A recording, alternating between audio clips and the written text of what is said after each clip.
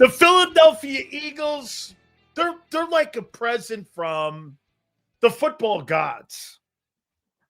I mean, thank you, football gods, for A.J. Brown, the Philadelphia Eagles, and, of course, the National Football League, baby. Week 8. Week 8 of the National Football League. Absolutely.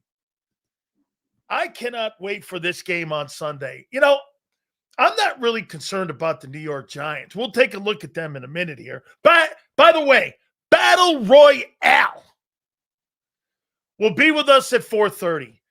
Philly 500 and the legendary Mark Holmes will be with us, who is Dallas Cowboys have a Super Bowl-type football team. I don't believe that. But I do think they have an MVP candidate. I think Dak Prescott's playing some great football right now. And I don't know what that team's going to look like by the time they get to November 4th. I really don't. I think that Jerry Jones going around and telling people that he's looking for an edge rusher when you had an edge rusher in the room and you had Micah Parsons, and you let him walk out the room. Come on, man. You're admitting that you bombed that. You absolutely admit it, that you bombed that. And by the way, I love the new ratings that came out with CBS, baby. Okay? I do. I love it. We're going to get to that a little bit later. My boy, Big Silz, got the stick back today. How you doing? How you doing, my brother?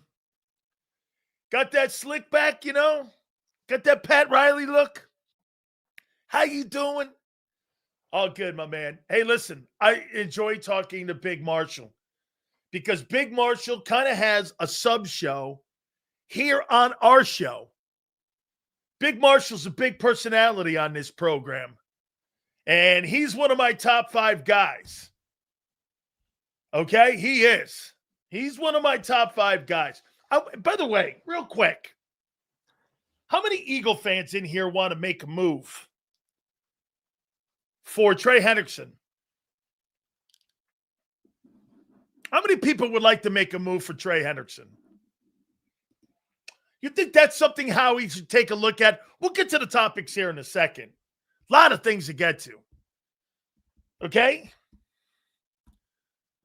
What do you think? Trey Hendrickson, Eagle fans. What do you think?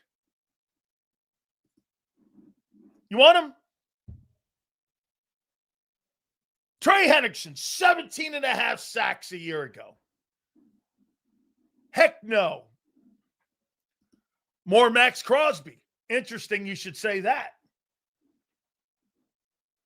Top 5 guys sound crazy. He's hurt. He's not hurt. They're shopping him, dude. Listen to Big Silz. I'll help you out of here on how things work and how teams are trying to trade somebody. He ain't hurt. Like Micah Parsons was hurt too, right? Then the Cowboys traded him, I guess, hurt too. Is that right, Master Eagle? He's hurt, right? Well, somehow Micah Parsons got traded to the Green Bay Packers. He got hurt too. I'm going to show you what an impact football player is. Okay? Impact football player on defense. Funny you should say this. Where is this? Funny you should say this. My friends, do you know who the number 1 ranked defense is in National Football League right now?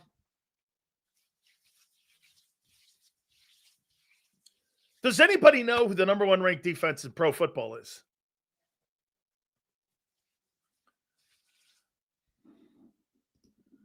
No.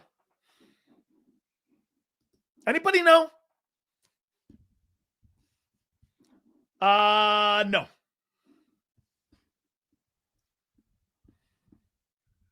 Who has the number 1 defensive football team in National Football League right now? Anybody know?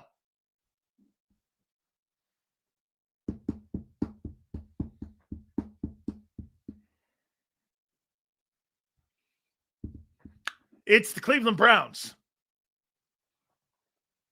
They're the number 1 ranked defense in pro football. That's all Micah Parsons can control. Or excuse me, Myles Garrett can control. He can't control the offense. He can't run the ball. He can't throw the ball. He can't catch the ball. All Micah Parsons can do is make sure his unit is number 1. You see this guy right here?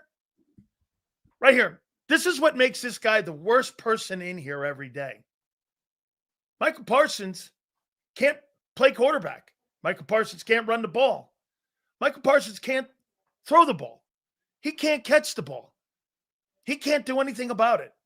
All he could do is make sure that his unit is the best unit in pro football. Can you imagine the 3 and outs that they have in Cleveland because of the shitty quarterback play? I mean, honest to God, this guy's the worst. He has no understanding of pro football or football in general. It really, I mean, I'm getting to the point with M. Reyes, I'm never going to him again because he's just not very good.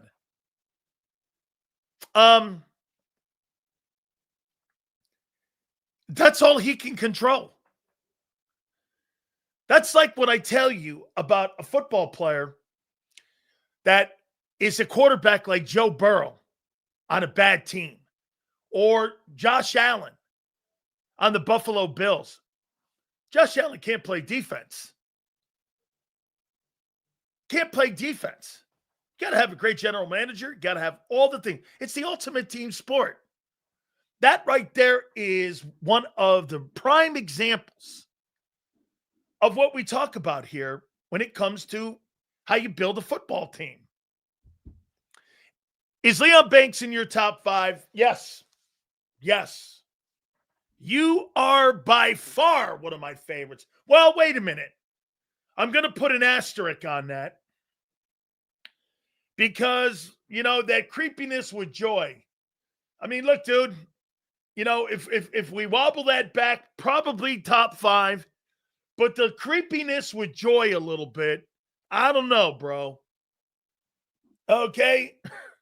I mean, you know, we got to get you back in order. And by the way, too, my friend, Joy's like, I don't know about being in a Kia. All right. Hey, we'll do that one day, man. We'll do that. Maybe in the bye week, we'll do that, senor. I'll rank you guys. Oh my God, that'll be a lot of fun. We'll rank you guys. Hit the like button, guys. Super chats go to the top. Thank you very much for everything that you do here. Okay.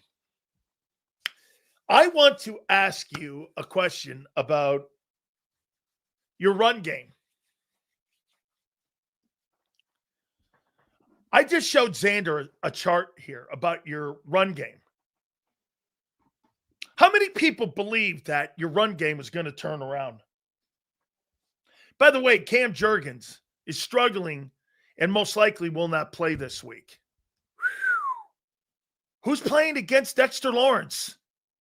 Woo-hoo-hoo! Who's the ragdoll that's going to play against Dexter Lawrence?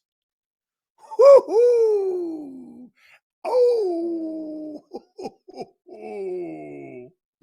Who the fuck is playing against that hoss? Oh, hey, wait a minute. If Cam doesn't go this weekend, who's playing against Dexter Lawrence? Woo!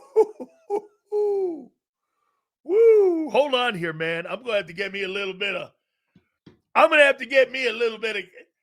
Supetta?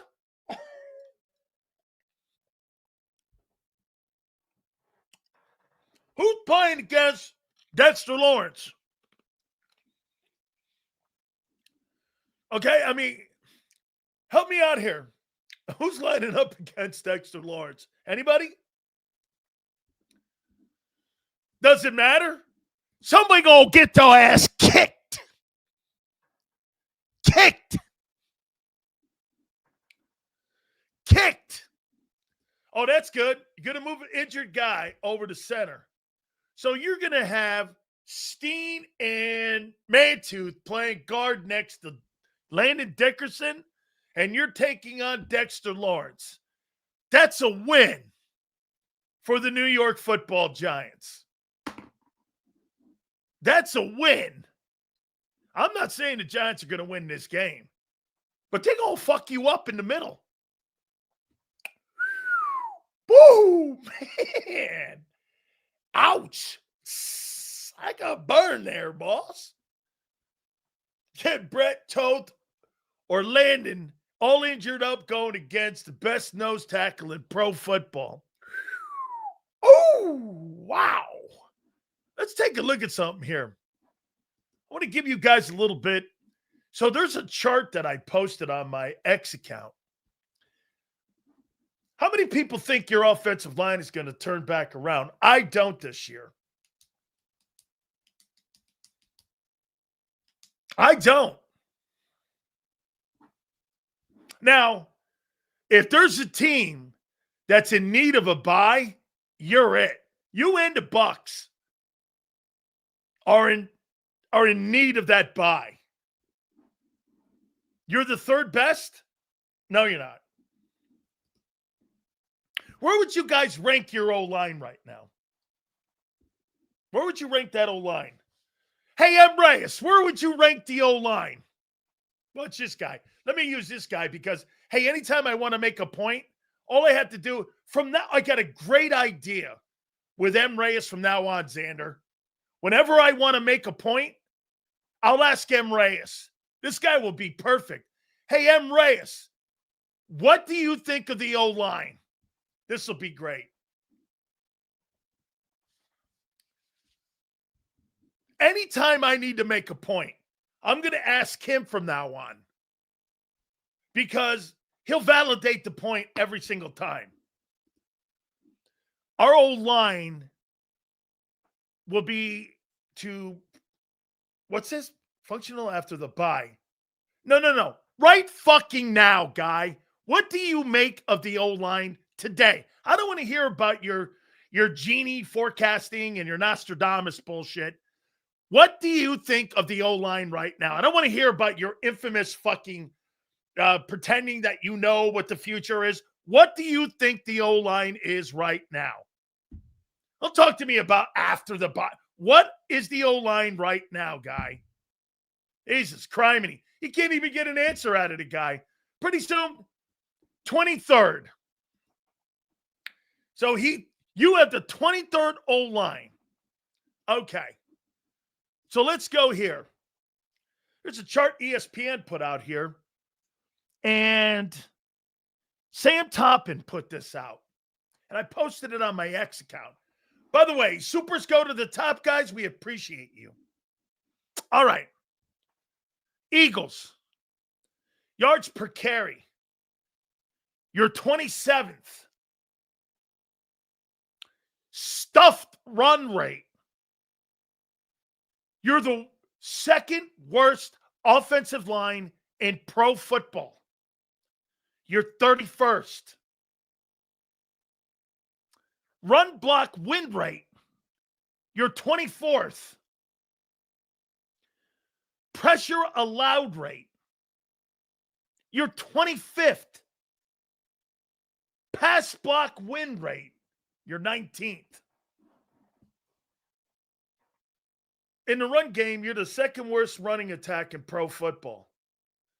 And the running back tells you he's healthy. I mean, help me out here on that. And you think you're getting better after the bye. How? How are you getting better after the bye? With what? Cam's not getting any better. Your offensive line is one of the worst offensive lines in pro football right now. And until further notice, you see this shit right here with this guy?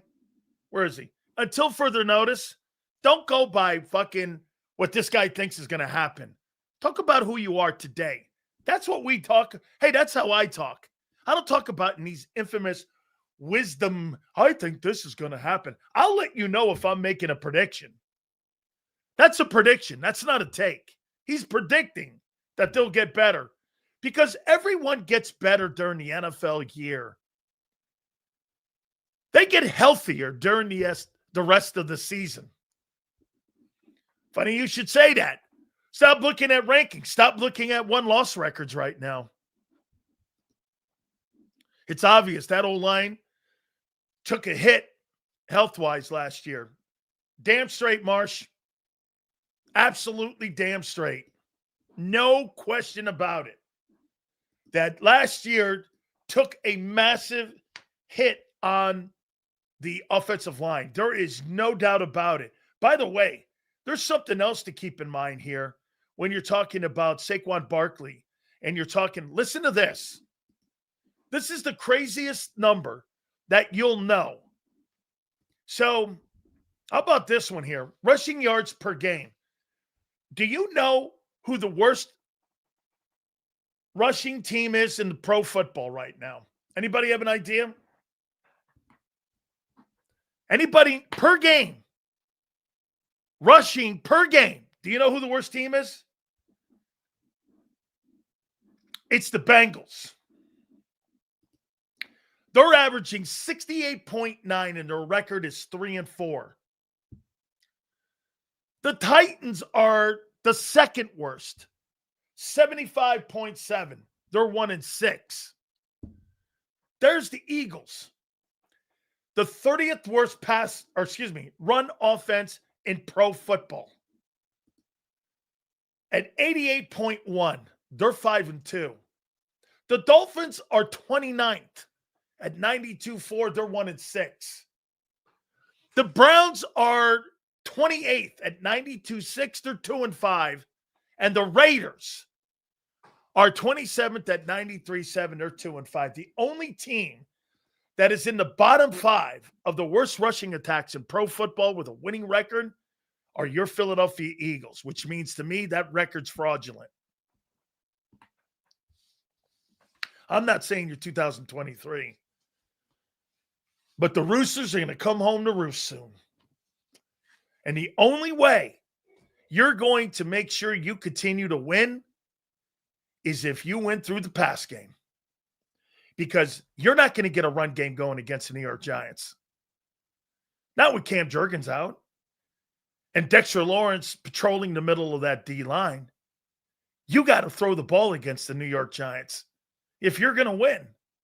You are not running the ball in that game against the New York Giants. You're not. And one of the only things that the New York Giants do well as a football team is stop the run. How you doing? You have got the second worst rushing attack in pro football. 2024 took a beating on you. I agree wholeheartedly now with Xander Krause. If that guy doesn't play and throw 300 yards every single game, you're not winning ball games. You cannot run the ball.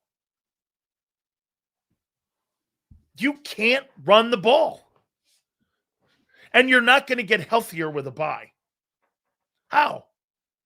You think Cam Jurgens is automatically going to turn back into Cam Jurgens? That's not happening. The only way these guys are going to get healthier is next offseason. Okay? I mean, been saying this for 7 weeks, dude. For 7 weeks. Get this. Again, he's telling you what he's thinking. He ain't telling you who they are. You're giving the benefit of the doubt on something that hasn't happened yet.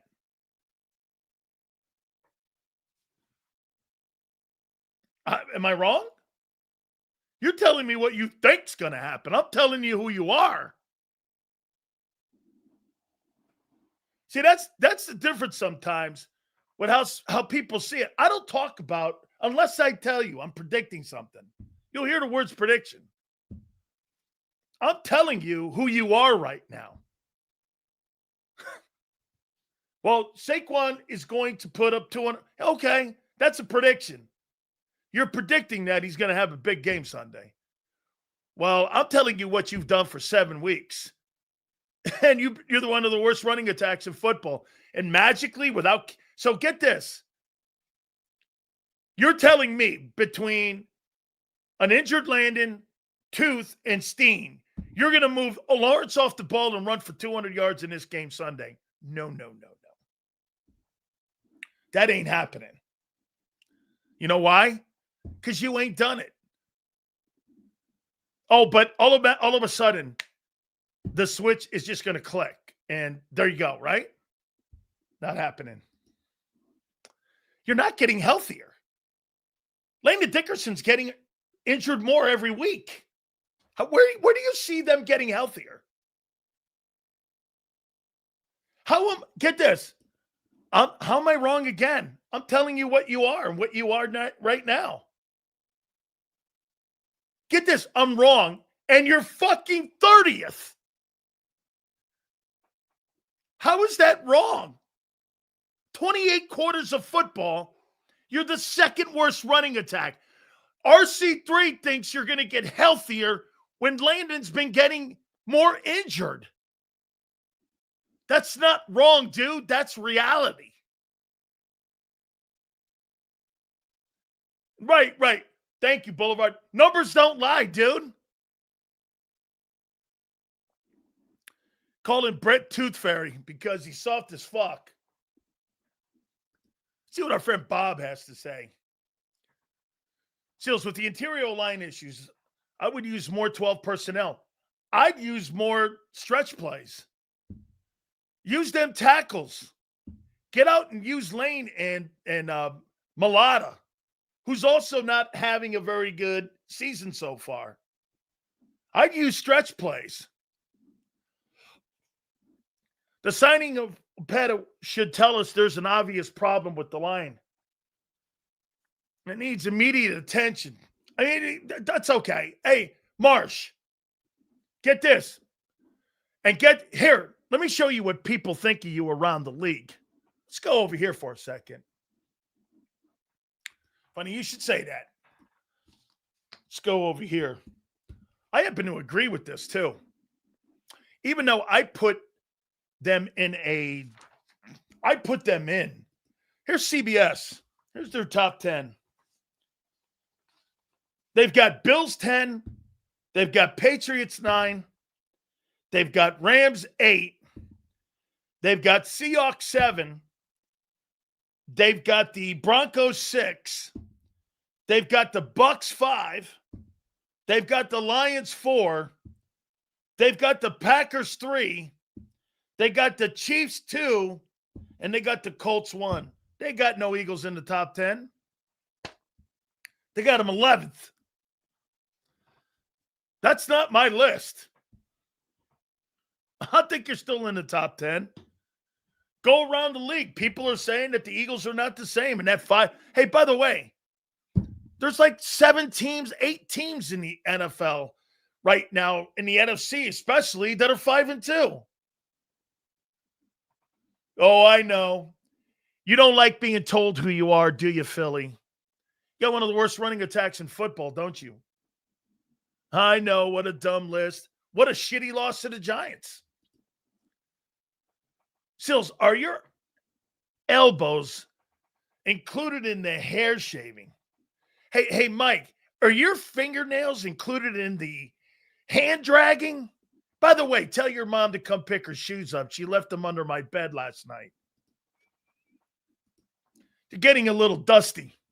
I've seen a million power rankings having us in the top 5 with the shittiest run attack in pro football. James rankings are opinion, boss. Gotcha. How you doing? CBS is always wrong. You're going to run with that list? Don't embarrass yourself. K-Gun, I told you already, douchebag. Try listening. I got you in my top 10, douche. Alabama douche. Would you trade A.J. Brown? Absolutely. Jameson Williams is a fine ball player. You might have to go up to like DK Metcalf or somebody of that, like that. Try upgrading.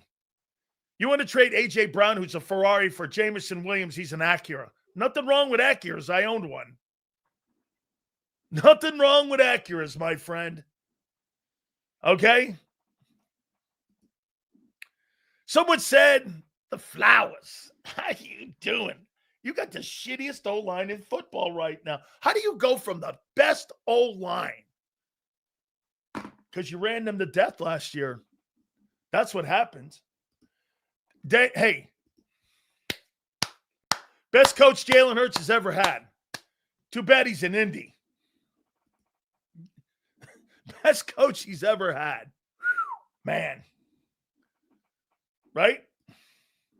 Silz, what specifically do you need to see to think higher of this team in your mind? Think of your criticism of Jalen. What he did versus the Vikings pass defense, still going off on him consistently. Yeah, because he's not – that last word is exactly what he's not. He has no consistency. He has zero. And by the way, the Vikings passing game that he had doesn't fix your ills. Are you kidding me? Hey, Daniel, do you really believe your passing game is fixed? How stupid can you be? Oh, by the way, I thought it was quite ironic. Let me go over here. This is so much fun every day. God, I have so much fun. Thank you guys so much. Please hit the like button here. Hold on here. Let me go over here. Let's see. Yeah, let's see. There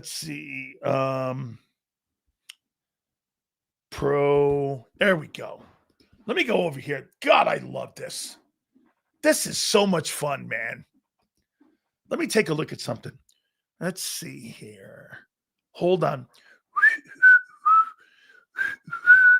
Let's see here. Hold on. I'm coming up on it. Somebody sent this to me, and I want to, let's see here. Hold on. Hang with me, folks. I'm bringing this up here. Let's see here. I got it. Somebody sent me a whole list of them, and they gave me the finishing order, too, of the players. Okay. Micah Parsons, NFC Defensive Player of the Week. For the first time with the Green Bay Packers. Man, that is something else. What an award. Let's see here. As special teams, I don't really care about that. The kid from the Patriots was named the AFC Player of the Week. Like that. Hold on here. Christian McCaffrey won the fucking NFC Player of the Week? What? You mean on that perfect passer rating game? Over Jalen Hurts? How could that be? Wait a minute. Christian McCaffrey won the Player of the Week award? No. How could that be? He finished the game with 201 yards from scrimmage, 121 rushing and 72 receiving on 7 catches and 2 touchdowns. McCaffrey now has 47 games with at least 50 receiving yards, which ties him with Ronnie Harmon for third most in pro football history. McCaffrey has rushed for 465 yards and 3 touchdowns and has 53 catches for 516 yards. Holy shit. What? How in the world can a guy beat the guy who pitched the perfect game? It blows my doors. How's that possible? If we beat Green Bay and Detroit, what would you say then? You're the top team in the NFC, and you may be the top team in the NFL to beat. That's what I would say. Christian McCaffrey and Trent, the only Niners. Yeah, well, they're 5-2 also. I guess they're frauds too, right? I guess the 49ers are frauds too. They're 5-2. Okay. It is. That's McCaffrey back in Carolina. The only difference is, oh, there you go. That's what I always like to see. Somebody dropped that one in there because he's a white guy. Yeah, that's probably it. I love when people have to stoop down that low. That's when you know you got them. Gotcha. Because he's a white guy. Oh, man. Thank you very much. How you doing? Let's see here. Let him come back and open up the run game. All right. Always disrespect. I have no disrespect for the Eagles. I didn't tell you that was my list. I had them in my top 10. Don't get butthurt over somebody else and trying to make what they said mine. I didn't say it. I didn't say that. They did. So getting your panties over, hurt and all that, you need to call that guy Bill Cunnilingus that's over at 97.5 because he'll sit there and he'll flower you up all you need, turn you over and give you all that. You need to go to Bill Cunnilingus. Would you admit the game he had against the defense as good as? Yes, I would. I think it was a great game he had. No disrespect on the game. He was fantastic. Silz ain't Philly culture. No, I'm pro football culture, jackass. Yeah, you're right, dog. You got your own culture. I'm pro football culture. What are you? Dude sitting, what? Great. I come from a football background. I don't know what the fuck you're talking about, jackass. Your team plays in my culture. Okay? Remember that. You play in my culture. You play in my world. You forget that, don't you? Just because you're from Philly don't mean you played in my world. When? I don't think so. I'm from Philly. Yeah, well, I'm from the NFL. Yeah, that's right.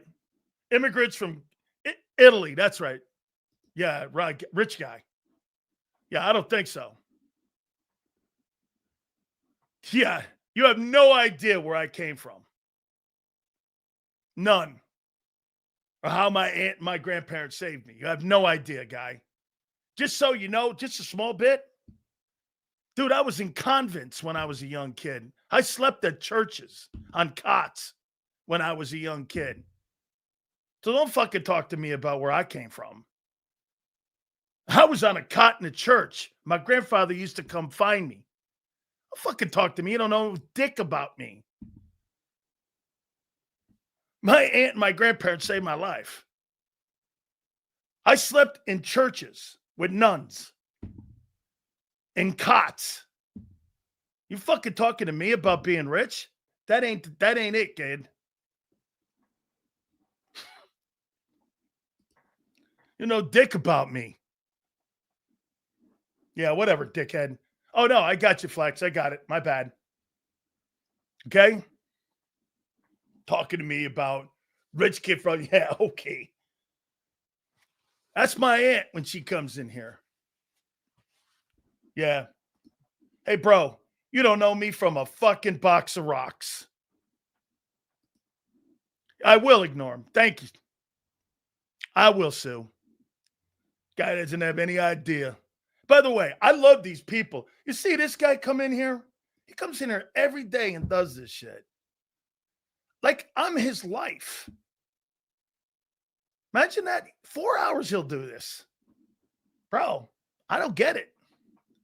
Seriously, don't you have anything better to do with your life? Or, bro, that right there will be the last time I ever click that guy on, or unless he pays me, I will ignore him for the rest of the time.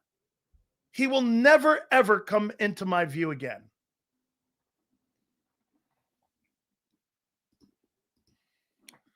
Silz was the first kid from... I hope not, man. Now you're making, hey, Bruce, now you're making me feel funny, man. Yeah, I know, man. I don't know. I've never had a dude like, I don't know. What do you call that? Like this, like following guys around like that?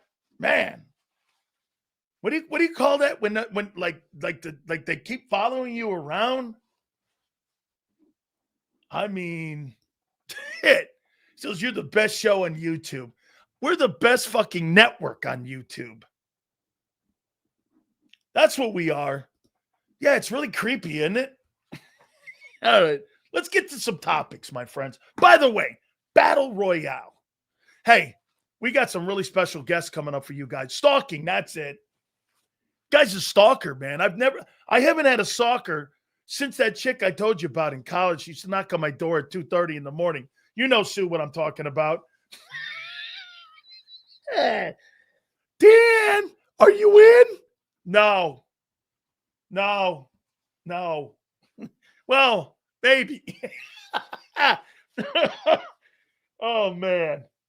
Hey, no, I'm not. Dan, no, maybe. Oh, man. Oh, right, Sue? You know what I'm talking, man. Okay.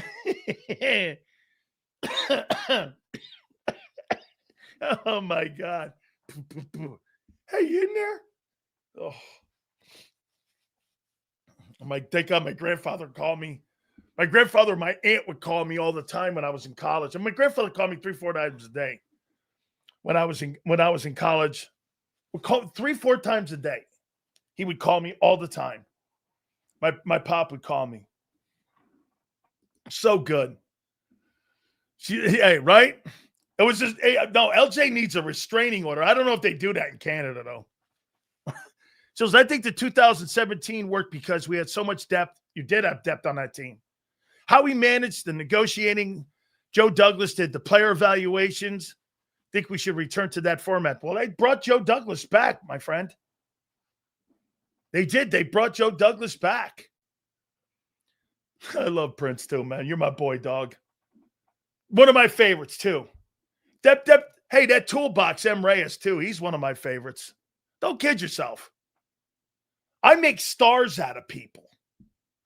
Ask Harry Mays. Is that his name? Hey, Xander, I have no idea what the fuck to talk about. It's September. It's October. It's November. It's the fucking Eagle season. What do you mean you have nothing to talk about? Oh. I'm on a heater today, boy. Silz, it's like the Geico commercial with the song playing. I feel like somebody's watching me. Jesus Christ. Now you got me really paranoid now. Yeah, now you got me wondering if the guy's going to break into my house at night. No wonder my wife parks my car behind a gate. Oh, be careful, Silz. He might be a swat. Oh, man. Hey, Christian, what do you make of Christian McCaffrey winning that Player of the Week award? No, nothing?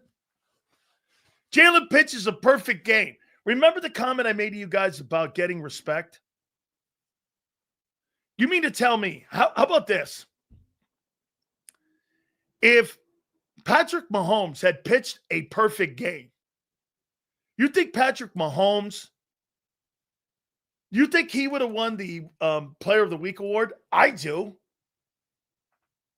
Yeah, hey, Rico, I think it is rigged. I think it is. Dude, Christian McCaffrey had a fucking great game. He didn't have a better game than Jalen Hurts. Who in here thinks, look, I'm even telling you he didn't. He didn't have a better game than Hurts. A 158 quarterback rating. You beat a damn good secondary in Brian Flores, and the guy's not the Player of the Week? I was expecting that in a landslide. By the way, I think there's incentives in your contract on that NFC, AFC Player of the Week shit. Okay, I do. He was great. I'm not saying he wasn't great. He was great. Dude, if Mahomes, hey, RC3, if Mahomes did it, he'd be the Player of the Week. You know that.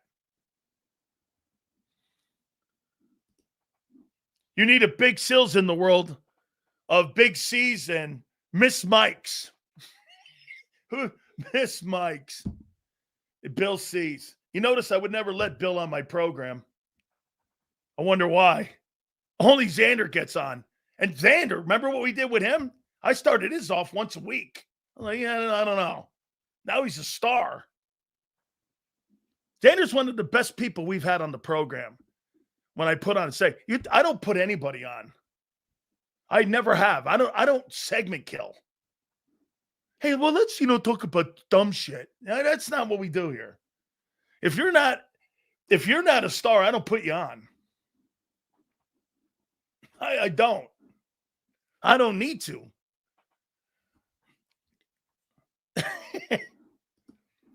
Football takes were right until they got personal with you guys.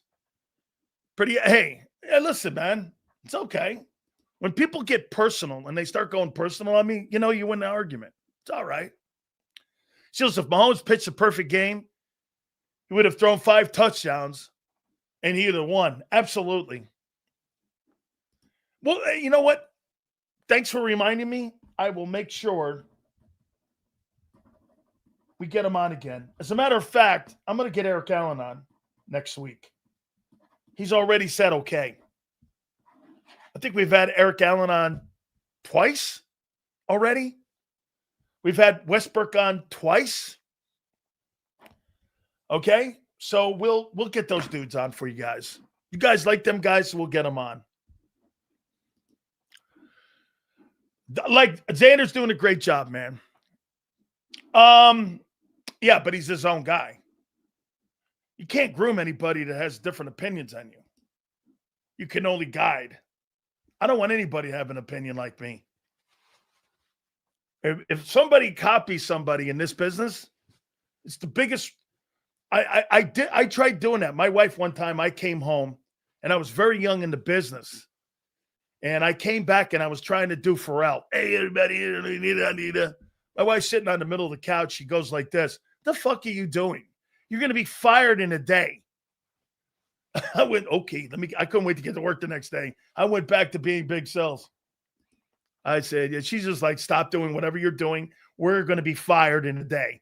It was afternoon drive in San Francisco. And she's like, you better get your shit together or we're going to be looking for a job. And she was dead right. Wait, you put Mark on. He's not a star. He's a bum. Hey, Marsh, that guy has a great following. And if you have a great following, no, San Francisco first and then Tampa. I've talked sports in San Francisco, Tampa, Boston, nationally on Fox Sports Radio, Miami, Dallas, a little bit of New York, Philly. Those are the markets that I've talked sports in. How you doing? He bucks a lot of that following. It's weak bone behavior. I've never blocked a fucking dude in my life, dickhead. I wouldn't know how to block anybody. Honestly, I have no idea how to block people. Somebody goes, Silz, why don't you just mute them? How do you do that? Xander's sitting behind right now laughing his ass off. Silz with what do you call those things? Those extra accounts? Yeah, no. That's not me. Not happening. All right. When does A.J. Brown become a cancer? Not you, Mark. Okay, gotcha, bro. When does A.J. Brown become a cancer? How about this? Leader or cancer?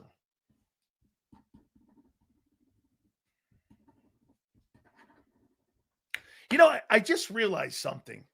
I think it's the words that I pick. You know, that's different. John says the same shit I say. I don't know. Maybe it's the words I pick. Angelo, Mark, Philly, Xander, Eskin, North, Top Dogs.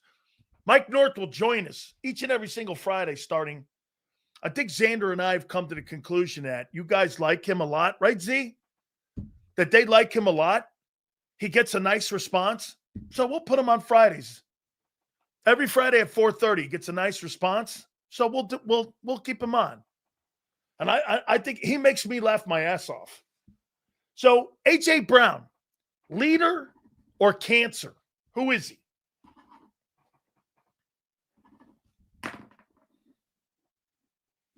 Leader or cancer?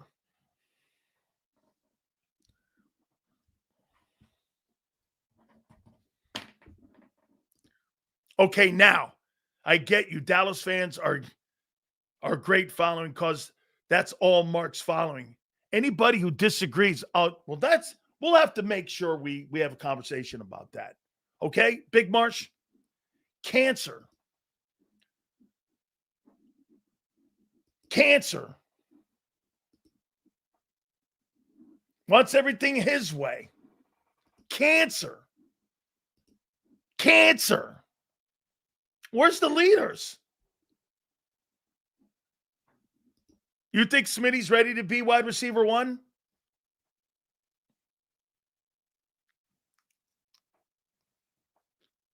He don't have the quarterback to be a wide receiver one. He'd be a wide receiver one in Cincinnati. He'd be a wide receiver one in Los Angeles with either Herbert or with Stafford. He's not going to be with a wide receiver one with Jalen Hurts. That's not happening. Every time A.J. Brown's out of the game and Devonta's in, I mean, it's like a non-factor. The reason that Devonta had that big game last week is because A.J.'s on the field. You think if you took A.J. Brown off the field, he'd have big numbers? How could you? Your passing game's one of the worst in pro football. And quite frankly, you pitched a perfect game last week, and you still almost lost. I don't think Smitty. I think he is a great player. He's Reggie Wayne. Okay? He's Reggie Wayne. So how many people believe this? A lie. Marcus, why in the fuck do you think I would ever lie to you? Who the fuck are you that I'd lie to? You got something I need? You got nothing I need. Against the top passing defense, because AJ was on the field. Smitty's not a number one. I know I'm a minute late, but Gary Cobb, Angelo, Philly Godfather are my favorites. I look forward to them each and every single week, Silz. Thank you, Joey. Appreciate that. Hey, don't let me sit here and talk about one of my favorite Eagles. I like Devonta Smith a lot. Okay, I like him a lot.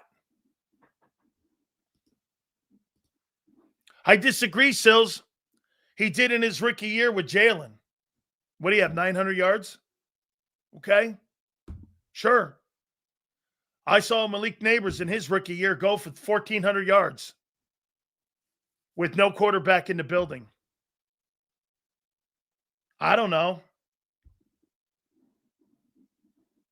I mean, I don't know. I saw a guy, Malik Neighbors, like I said, go for 1,400 yards.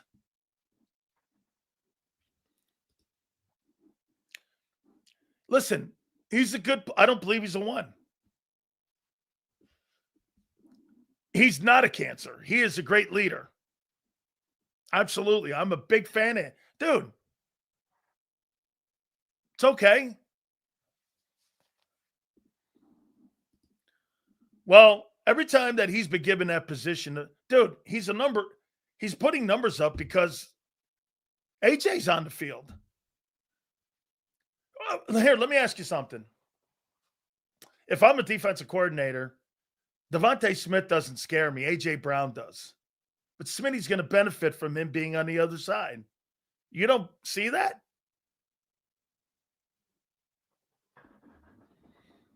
You don't think Devonta Smith benefits with that guy being over there. I mean, shit.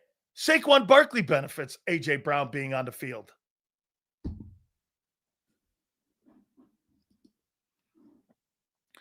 Smitty is growing up now. You could see a deeper swag in his eyes this year, Silz.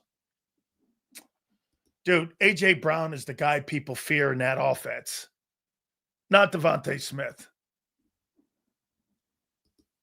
Stop what? A.J. benefits from Smitty being on the field too. Yes, to some extent, for sure. AJ wasn't on the team.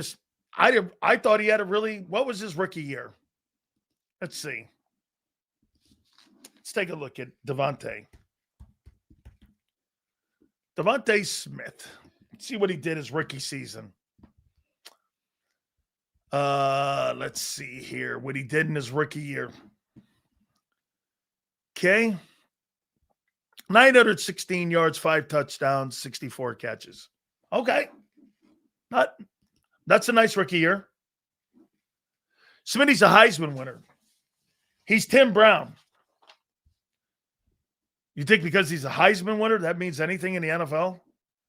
I can name you 1,000 Heisman winners that haven't done shit in the NFL. Dude, don't go there. He's a great player. He's one of my favorite. He's balling. Dude, he had one great game. Kind of 2 great games so far. They fear AJ and sleep on Smitty. I'll buy that. By the way, he's a great route runner. He's a heck of a wide receiver. He is. Is Devonta Smith better than Tim Brown? I'd rather have Devonta Smith than Tim Brown. I think Tim Brown's one of the most overrated wide receivers in NFL history. I can't name you a big moment, a big game, anytime in his entire career. I don't remember one. Does anybody remember a big game that Tim Brown had? I can't remember fucking Tim Brown to save my life in a big game anywhere with a big catch. Who the fuck is Tim Brown? Former Heisman winner and NFL Hall of Fame wide receiver. Read a book.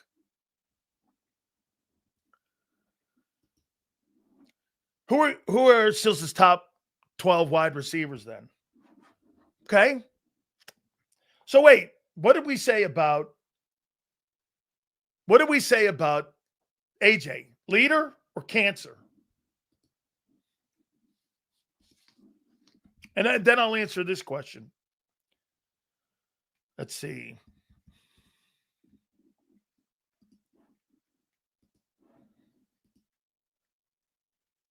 It's like Swan and Stallworth.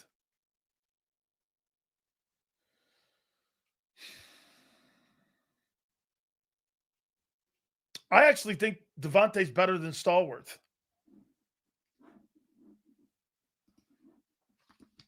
And Stallworth's a Hall of Famer.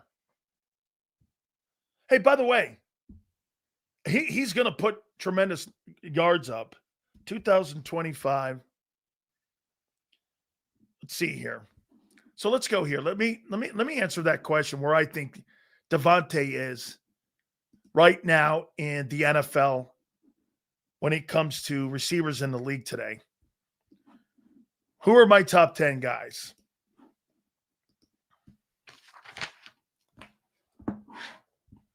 I think you asked me in the NFL today. Okay? I'm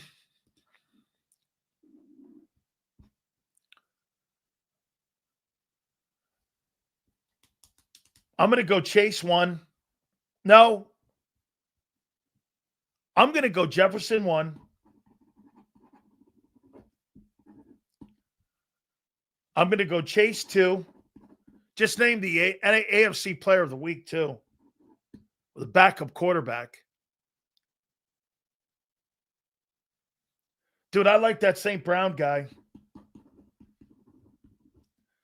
That Amon St. Brown dude up in Detroit, he can fucking play.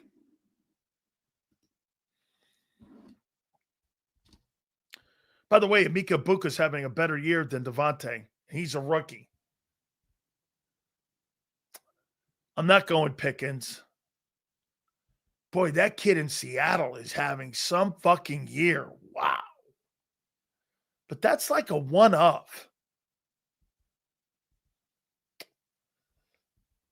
That's like a one of.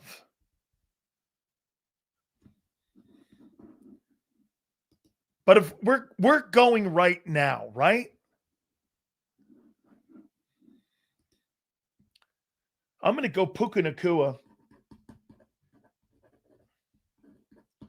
Dude, I'm putting it. Listen, I know AJ's numbers suck right now, but I'm sorry. I can't not have AJ Brown in the top fucking 5 receivers in pro football. I'm not doing that. I'm going to put CD in there.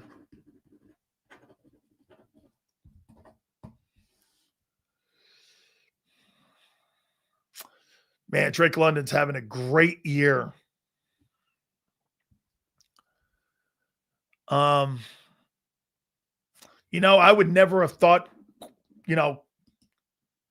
Courtland Sutton. I guess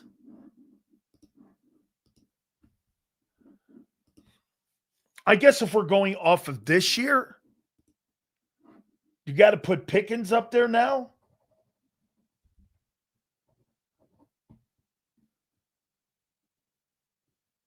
And Buka.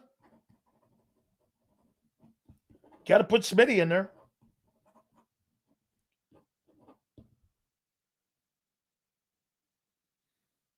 And I'll put the guy from Seattle. The guy's probably too low. Jefferson, Chase, St. Brown, Puka Nacua, AJ, Lamb, and Buka. I'll put Smitty in there right now. I have a hard time putting any wide receiver in the top 10 from Philadelphia with the worst passing attack because next week it'll be down to 100 again. It's hard to put an Eagle in the top 10. You know why? Because your passing offense is 27th. Yeah, but Neighbors is out, so I'm going there. Metcalf, where is Metcalf on that list right now? I mean, Smitty's having a better year than Metcalf. But then again, Aaron Rodgers is on pace for 40 touchdowns.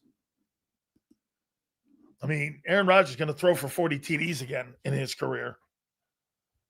So, I mean, right?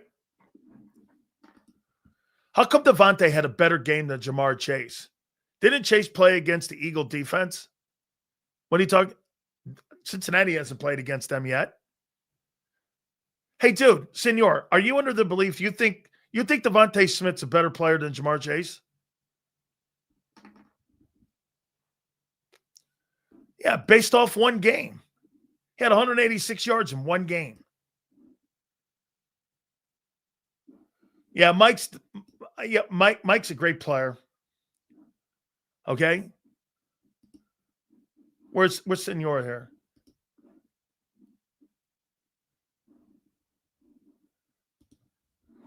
So wait a minute, Senor, are you under the belief that you think that Devonta Smith's a better ball player than Justin Jefferson?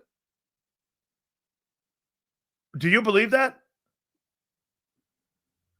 Senor, do you believe that Devonta Smith's a better ball player than Justin Jefferson, who's having an iconic career? Because he had one game better than him, they don't defend one another. So before you say that, are you saying that you believe that the Devonta Smith's a better player than Justin Jefferson? Is that what you're saying? Because he had a wait. Answer the question. Do you believe that he's a better ball player? Devonta Smith is a better ball player than Justin Jefferson? Yes or no? I don't give a fuck if he had 5,000 yards in a game. versus Jefferson. Do you believe he's a better ball player? Yes or no?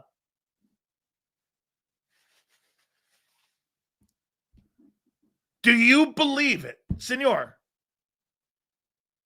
that Devonta Smith is a better player? Okay? Where's that metric that he's a better ball player?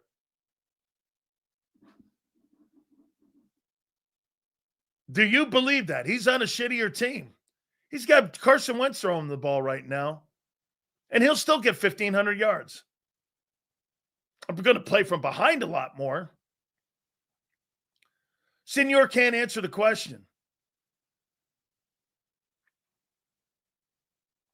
Here's Justin Jefferson.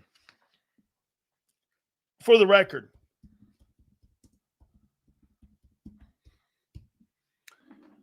who I think is a Hall of Fame football player. Here's Justin Jefferson in his brief time in the league.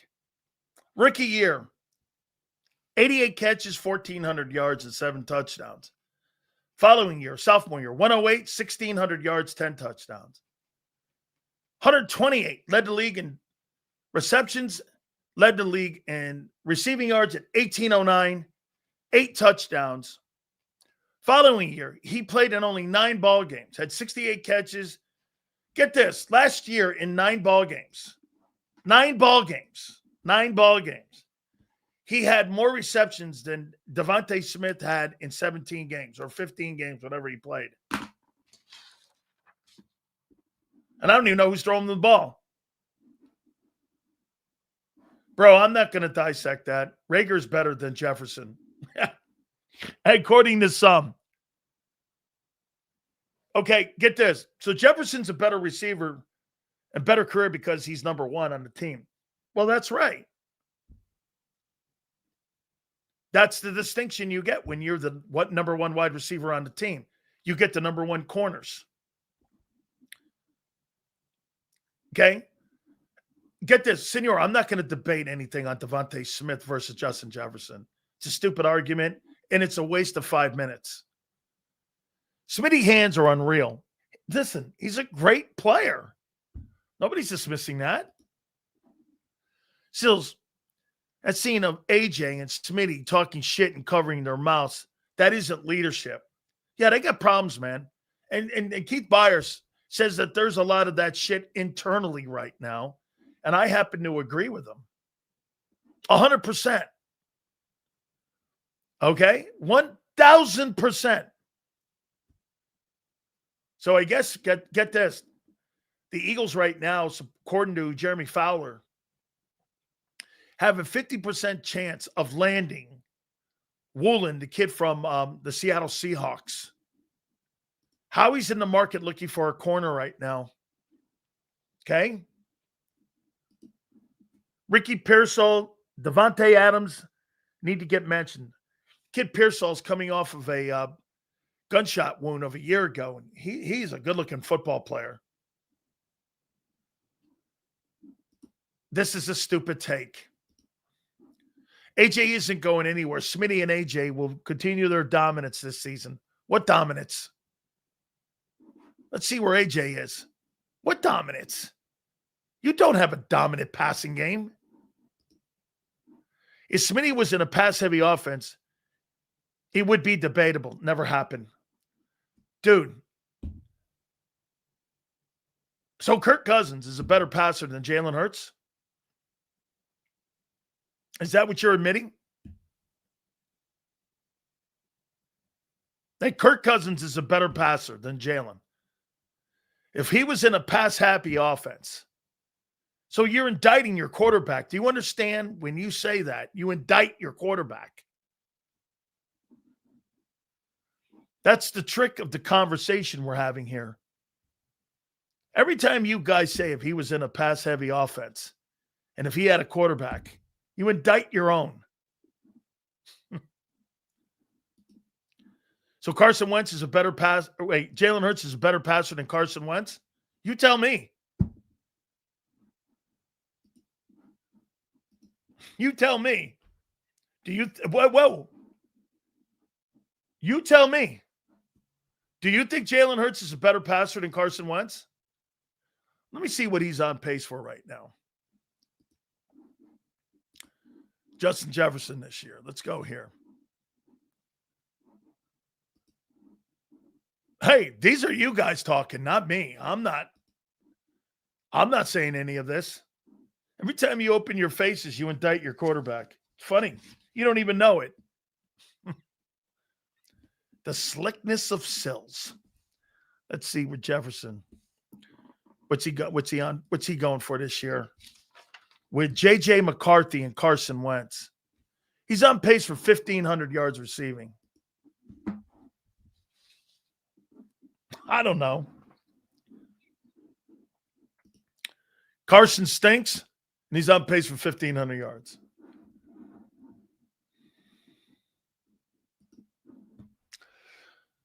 I want to play two.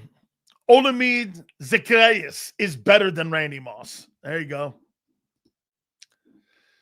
Silz, you have no game. I'm not sure what you're talking about. Been married for 37 years, so maybe I don't. Silz, can you pull up the stats from 22, please? I want to see if it's Jalen Hurts or the organization that failed. Well, it's the organization because the last time they got a decent offensive coordinator for him is in Indianapolis. McCaffrey has more rushing yards than Barkley and more receiving yards than Smitty. That's crazy. And they're 5-2. Also, by the way, for the record. Right? The only knock is yak with Smitty. I think every receiver, though, dude, has a hole in their game in a little bit. You know, I thought the hole in Devonta Smith's game was going to be durability. I'd rather have Ward, but they're not going to give him up. I don't think in Cleveland. I don't think they're going to give him up. Okay? Okay, wait a minute. I'm going to show you guys how much of an idiot this guy is, too. He says I'm glazing this. So let's do that. Let's go see if we think that there needs to be some glazing over McCaffrey. So let's take a look at that. If glazing is to be needed here with Christian McCaffrey. He said I'm glazing too much. Let's go here. It's Christian McCaffrey down here. Okay, so you tell me, folks, if this is too much glazing. Christian McCaffrey is on pace right now for 1,200 rushing yards and 7 touchdowns. He's on pace for 129 catches and 1,253 yards and 7 touchdowns. So he's on pace for 2,253 and 14 TDs and 130 catches. Folks, you think I should be glazing that? Yes or no? Would you glaze that? I put that fucker in a jelly donut with Matt Jones. Yeah, pace is who you are right now, my friend. That's Marshall Faulk type shit. It'll be the third time in his career that he'll go over 1,000 yards receiving and rushing. That's why they're 5-2. I'll glaze a great career. I've said this before and I posted it. Barkley's nowhere in that guy's room when it comes to careers. He's nowhere. Barkley had 1 career year over McCaffrey. McCaffrey has the career. McCaffrey is a potential Hall of Famer.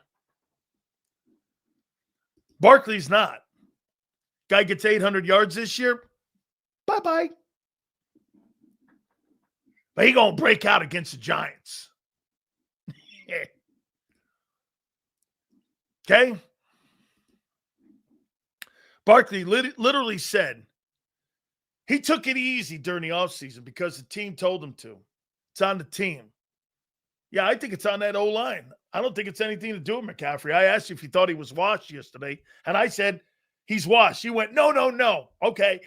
If he's not washed, it's clearly the offensive line. And I think Cam Jurgens might be shot. How about this? How many people think that Saquon Barkley shot or Cam Jurgens is shot?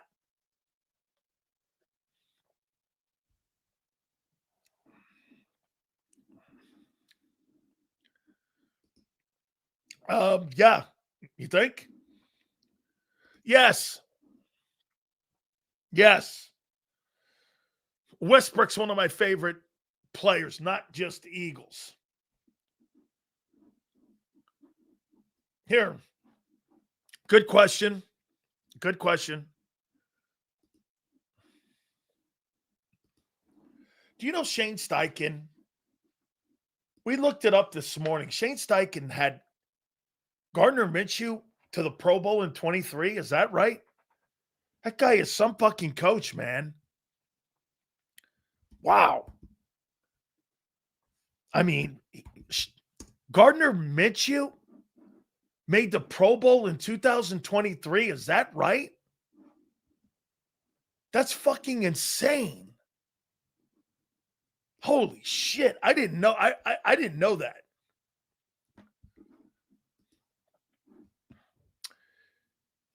Here's McCaffrey. This will be his 9th season. By the way, I think him and Barkley have played the same amount of time. Maybe he's one more year than Barkley. And here's McCaffrey. McCaffrey's got 68.52 rushing, and he's got 5,000 receiving yards. Whew. 32 TD catches, 55 rushing TDs. He's got 577 receptions. This guy's going to have over 600 receptions in his NFL career. He's gone over 1,000 yards receiving and rushing. He did that in 2019. He didn't do that in 23, and he led the NFL in rushing with 1,459. And he did it in 1,400 carries. Man, probably not enough for Hall of Fame. Okay? Probably not. Come on. Minshew was an injury. I don't give a fuck what he was. Injury. Get this. Look at what this dickhead just said. Come on. Minshew was an injury replacement to the Pro Bowl. You mean to tell me you couldn't pick anybody else in the NFL and you chose Gardner Minshew to go to the Pro Bowl, make an incentive, have that on his resume? You could have picked anybody. Why didn't they pick Hurts?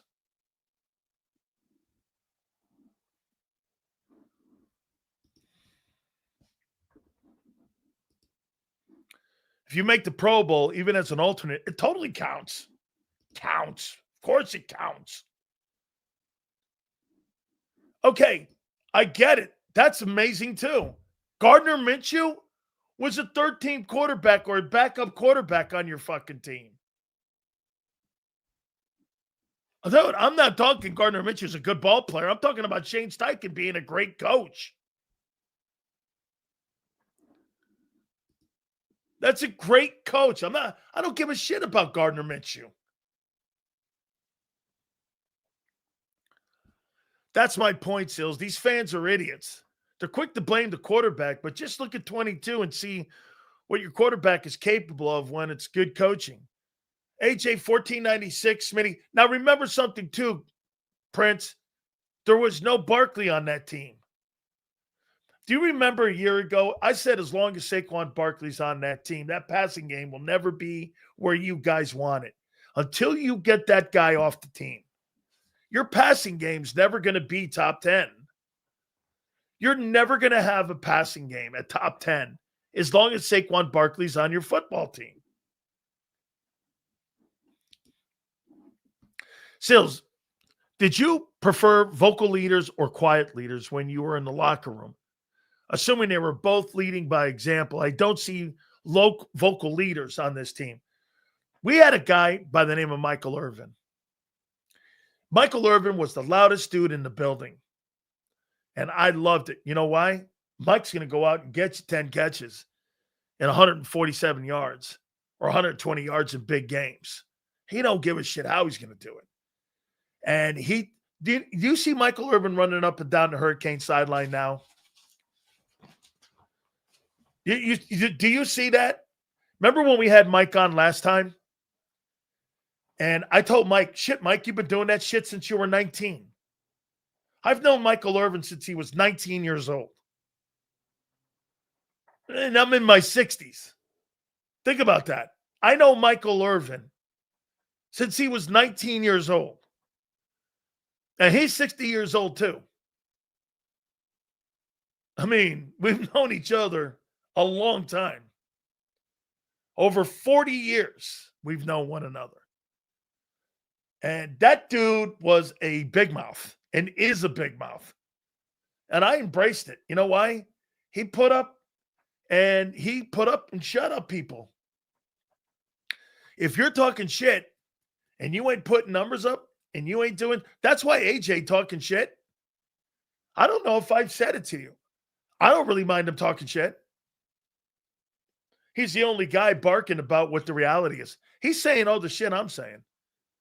He told you basically with that tweet, hey, don't go by what do you think they're using me but not using me means? Hey, they use me one game, they'll get away from me another game. That's what these guys in Philly and the media aren't. You can't dissect that? That was so simple.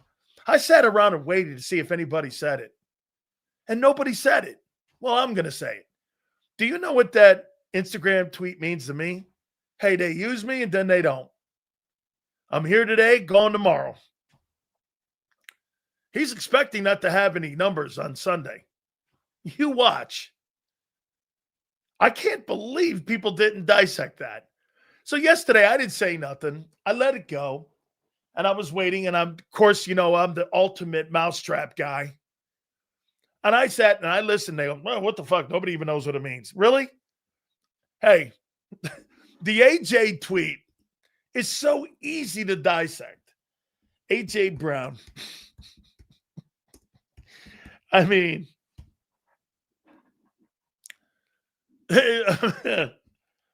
hey, right? It's comical. I don't even know what that means. What the hell did that possibly mean? What he meant was they'll use me one week and they won't use me the next coming weeks. That's how I read that. Yeah. You didn't read it that way? There you go. AB wants consistency. That's what he's saying. Absolutely true. That guy's not Antonio Brown. That guy's calculated. He's actually got a brain on his shoulder. AJ Brown's not a stupid dude. Don't kid yourself. That guy is not stupid. He gets it, man. He's a marketing genius.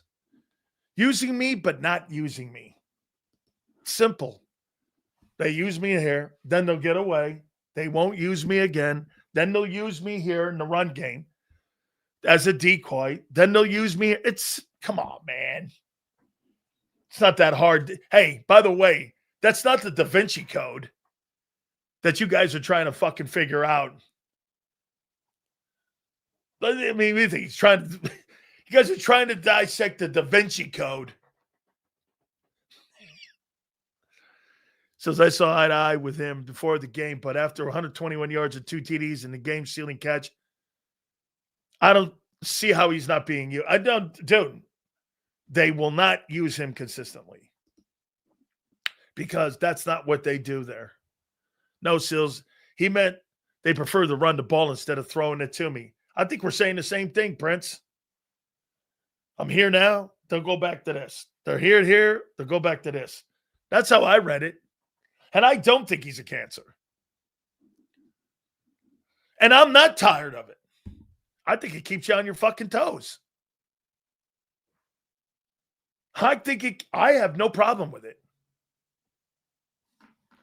People are And Philly are getting tired of it because you know why?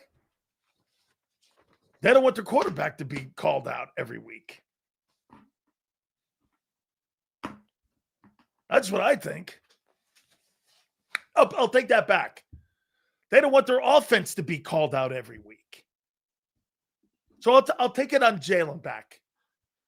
They don't want the offense to be called out every week. Okay? Tell you what, the more they're talking and the more he's talking, the more the passing game's getting implemented.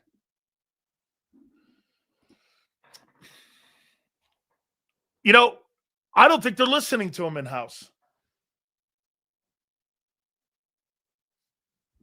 You know, Keith Byers said something interesting yesterday. And this is going to go to Jalen in a good way. Hey, maybe Jalen's being a dick in the locker room because he has to be a dick. Quarterbacks have to be dicks sometimes. Hey, we're winning ball games. And I don't give a fuck what you think. Hey, dude, I know you want the ball, but I'm not getting you the ball just to get you the ball. I'm getting you the ball when we need to get you the ball. And maybe what's happened here, I'll tell you why the relationship has gone south. This is what Keith Byers said yesterday. Keith Byers was like, hey, maybe the quarterback's got to be a jerk sometimes. I think what's happened with their relationship, the more they're winning, with the addition of Barkley, Jalen's had to be a cocksucker a little bit more. And I don't think that, you know, A.J. Brown and him used to be like boys. Well, Jalen's like, I'm looking out for the best interest of the locker room and winning ball games. Do you agree? Silz, me personally, if the Eagles made a trade for an edge rusher, I would like the kid Jermaine Johnson. He's clutch. He's the kid with the Jets, and he's out of Florida State. I mean, maybe the relationship has gone sideways because Jalen's had to be more of an asshole. Hey, dude, I'm not getting you the ball to get you the ball. Keith Byers, I think, hit on it. Why their relationship's not the same. Jalen's had to be more of a leader in the locker room. And basically, yeah, hey, AJ, stay in your lane. And it's not going well with him. And that's why that relationship has gone sideways. Hurts don't care. My opinion, Hurts is handling it correctly. AJ wants to keep chirping? Okay. What it does, though, it puts more of a centerpiece on the quarterback. Jalen fails, he's going to get a lot more heat because AJ's bringing that heat to him. That's where I disagree with that. There is an adversarial relationship right now between the two. You know, you can make it's more competitive. That these two guys see the game differently. Hurts sees the game as a team, like most quarterbacks do. AJ sees the game through AJ's eyes. Hurts sees the game through a quarterback's eyes. Ask yourself this. Don't you think a wide receiver sees the game differently, Justin Jefferson?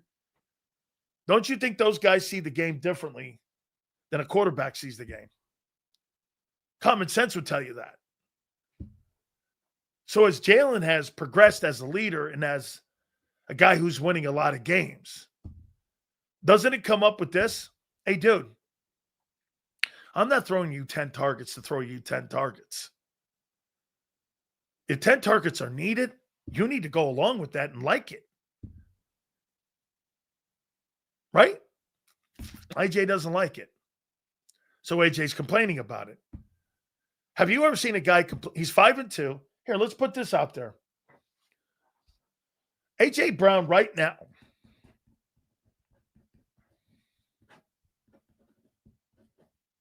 You're 19-2. Excuse me, you're 19-5.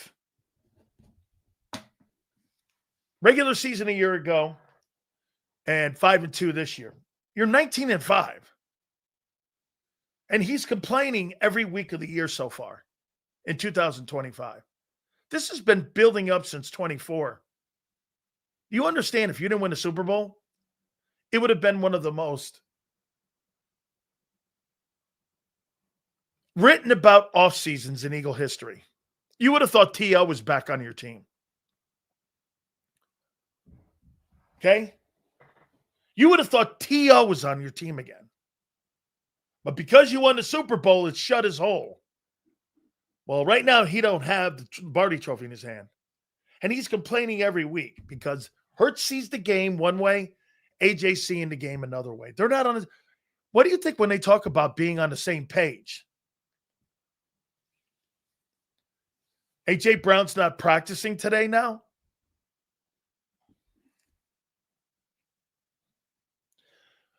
2 weeks ago, I told you this shit's going to only get bigger. Nobody believed it. I told you this shit was going to get bigger. And this was going to become more of a problem. It's getting bigger every week.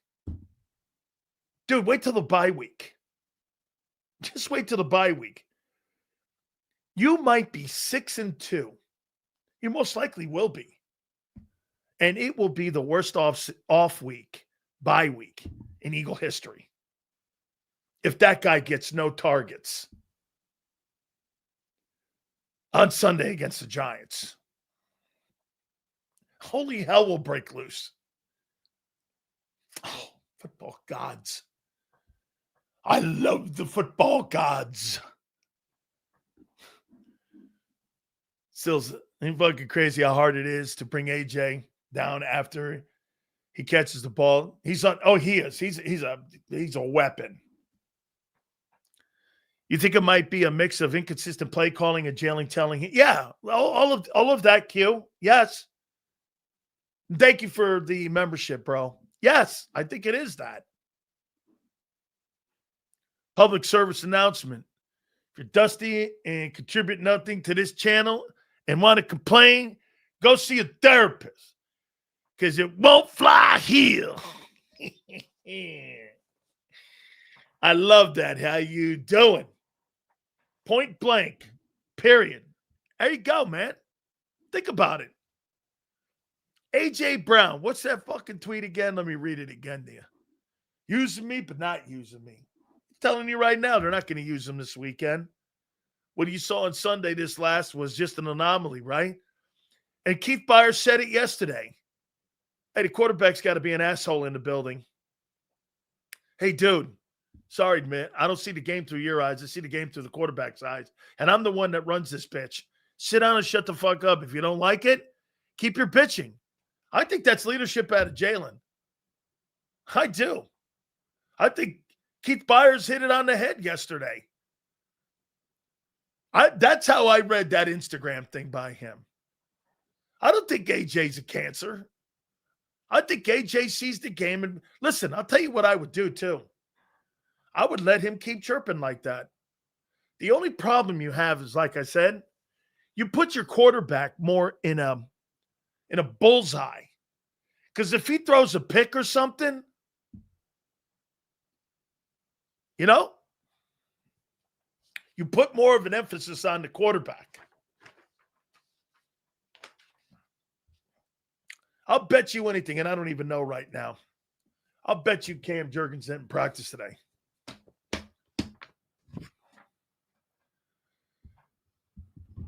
The sexy dancing bear, baby. Dexter Lawrence has got Brent Mantooth on Sunday. Woo! How you doing? Or maybe one of them rookie dudes. Or maybe one leg Landon. Uh-oh. Fuck, I can't wait for Sunday. Without further ado.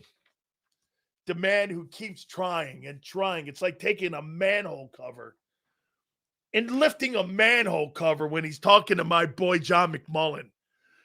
It's like pulling the manhole cover. Come on, John. Yeah. My man, Big Z. Xander Krause joins us now. Hi. What up, Big Silz? How you doing, brother? How are you doing? I'm doing great. I mean, I woke up feeling dangerous. Why? Why are you feeling dangerous there, AJ Kraus? Did you see that? Somebody called me ZJ this morning. I was cracking up. I think we're going to beat the shit out of the Giants this weekend. And then you're 6-2, and you can go into the bye week. And I'm not saying we don't have stuff to fix. I'm not saying it's all perfect, but you go into the bye week sitting at 6-2. I think that's a pretty damn good record. You go in and it's like, all right, regroup, figure out what we can do. I was watching the Saquon thing last night. To your point, by the way, and maybe there is some truth to it, but he was talking about New York when they were franchise tagging him, and he was pissed. He's like, you're going to franchise tag me. You're not going to give me this long-term deal, and you're going to run me the ball 300 times. And I just say that to show you 300 carries is viewed as a lot for a running back. He had 480 last year. So has he been great? No, he hasn't. But, I think at the end of the day, we need him to get going after the bye week. I know that sounds perfect world and stuff, and you have to win every game, but I'm not as worried about him right now. I don't think he lost a step. I think he's coming off a year where he basically had 2 running back seasons in one. I mean, think about that. There's some running backs in the league who didn't get half the carries he got last year. So, that's a big workload. You go into the bye week 6-2. Huh? For some people, that's a career. That's what I mean. So I'm just saying, that was a big workload last year, man. And if you get if everybody can get healthy and you come in, man, I think we're looking pretty good, Sileo. How do you think the injury to Juergens is going to affect Sunday? Yeah, he didn't practice today. He ain't playing Sunday. AJ didn't practice today. He was out there, though. Let me look at what John posted. Juergens and Ojulari didn't practice. Calcaterra was back, and AJ was out there but did not practice. BG was out there. Jacorian Bennett was out there. Was BG full practice? What's that? Was BG full go? I mean, he was out there. I don't know if he was full go from, he just got back. So, but, I assume he's going to play, especially with no Ojulari. You think they're going to play him Sunday? I thought they'd maybe play him after the bye. I do because Ojulari's out. Okay. All right. If there's no Ojulari, I mean, think about it. You got Uche, you got Pat Johnson, you got Jalix Hunt, no Nolan. I mean, you kind of need BG. So, and you're at the depth, you're at the bottom of the roster. I mean, 2 of those guys who were going to play weren't even dressed the first 6 weeks of the season, and now you're deep down into the depths of the defensive end room, which shows you why they brought BG back. But I feel good about this team. They got to get this thing going a little bit in the run game.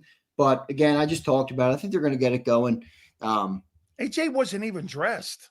No, he was out there, but he wasn't dressed. He didn't practice today. Is he hurt? I don't think they put out an injury report yet, so there's no designation. It might just be a rest day. I mean, it could just be that. A rest day? He hasn't done shit all year. He's still, he's a 28-year-old receiver. They get there. You know how they are, dude. They get when they want to rest, they can rest. You know how it is. We think this is the NBA fucking low. Yeah, it kind of is when it comes to practice. Yeah, it is. Well, a football team that took all that rest is one of the most banged up teams in the NFL. I mean, bro, I don't know for a passing. We've been really you're feeling pretty good about your passing end. And if you're resting your wide receivers after 4 quarters of football, being 31st in passing, you're resting guys. Yeah. No, wait a minute. You're not going to make a big deal about AJ out of the practice field, wait a minute. You're making it sound like your football team is one of the most consistent passing teams, and you don't need to have your guy. He missed the entire training camp. He missed now he's missing this missing practice. It's a work day, is it not? I mean, it is. Okay. Hey, I'm sure it's fine. You're the Eagles. Never did I say we were one of the most consistent passing teams. We're not. We're an inconsistent passing team. But the problem with the passing game is I don't think it got fixed last week. I just think it was a good game. It's a great start. It was a good start, but even if you look at it a little bit, still a lot of go balls and just they're not giving. That was a good breakdown by you yesterday. That was good. They're not giving Jalen anything underneath. They're not giving him any quick game. They're not giving him any of that. And you got to get that in. You're not going to be consistent week in and week out, completing 4 go balls. Look, it's a nice thing to have. You're going to get them here and there. It's a splash play. It's a chunk play. But it can't be your whole offense. And with the exception of that AJ seam route last week, that was maybe my favorite throw by Jalen of the year. But with the exception of that route, there wasn't a whole lot of evolution in the offense. Kevin Petula was up there yesterday beating his fucking chest. I'm like, dude, shut the fuck up. Shit, man. Oh, man, I'm getting tired of him. And I was not the guy who was like, blame Petula, but I'm getting sick of that guy. When he was glazing about that, I was like, bro, I saw Jalen Hurts go like this. Well, and by the way, the locker room's listening, because if you listen to Nick's speech in the locker room, they posted it up. Nick says to the locker room, great call, Kevin, on that third, to ice the game. So I'm like, he's saying that because he's got to make sure he boosts up his guy, Kevin Petula. Because we're the only people that call people out. Dude, Angelo might have had the worst prediction of all time last year with the 5 wins, but the Bobo nickname is perfect. And he dubbed that thing early. Hey, I don't know, man. I mean, you think A.J. Brown is a leader or cancer? I think he's a little bit of both. I think he's got some of the typical tendencies that you get from a wide receiver. Some of them are natural and some of them are productive, because receivers want the football. And that's part of what makes them good players, right? Is an unwavering belief in themselves. And as just a man who has goals in life, I can appreciate that. But when you're playing a team game, there is a way you have to go about certain things and the way you have to handle it. And I know people say he's trolling the media. Maybe he is. Maybe it is as simple as that. But we'll figure. We'll see. I think if you look a little bit deeper, because I know people were like, he got 120 yards and 2 touchdowns. All right, he got 4. He's not happy. Wait, he got 4 completions. First one was the touchdown off script where Jalen told him to keep going and got the touchdown. Second one was the seam route touchdown, which was a beautiful play. That was probably the best play to AJ this year in terms of on schedule, on timing offense.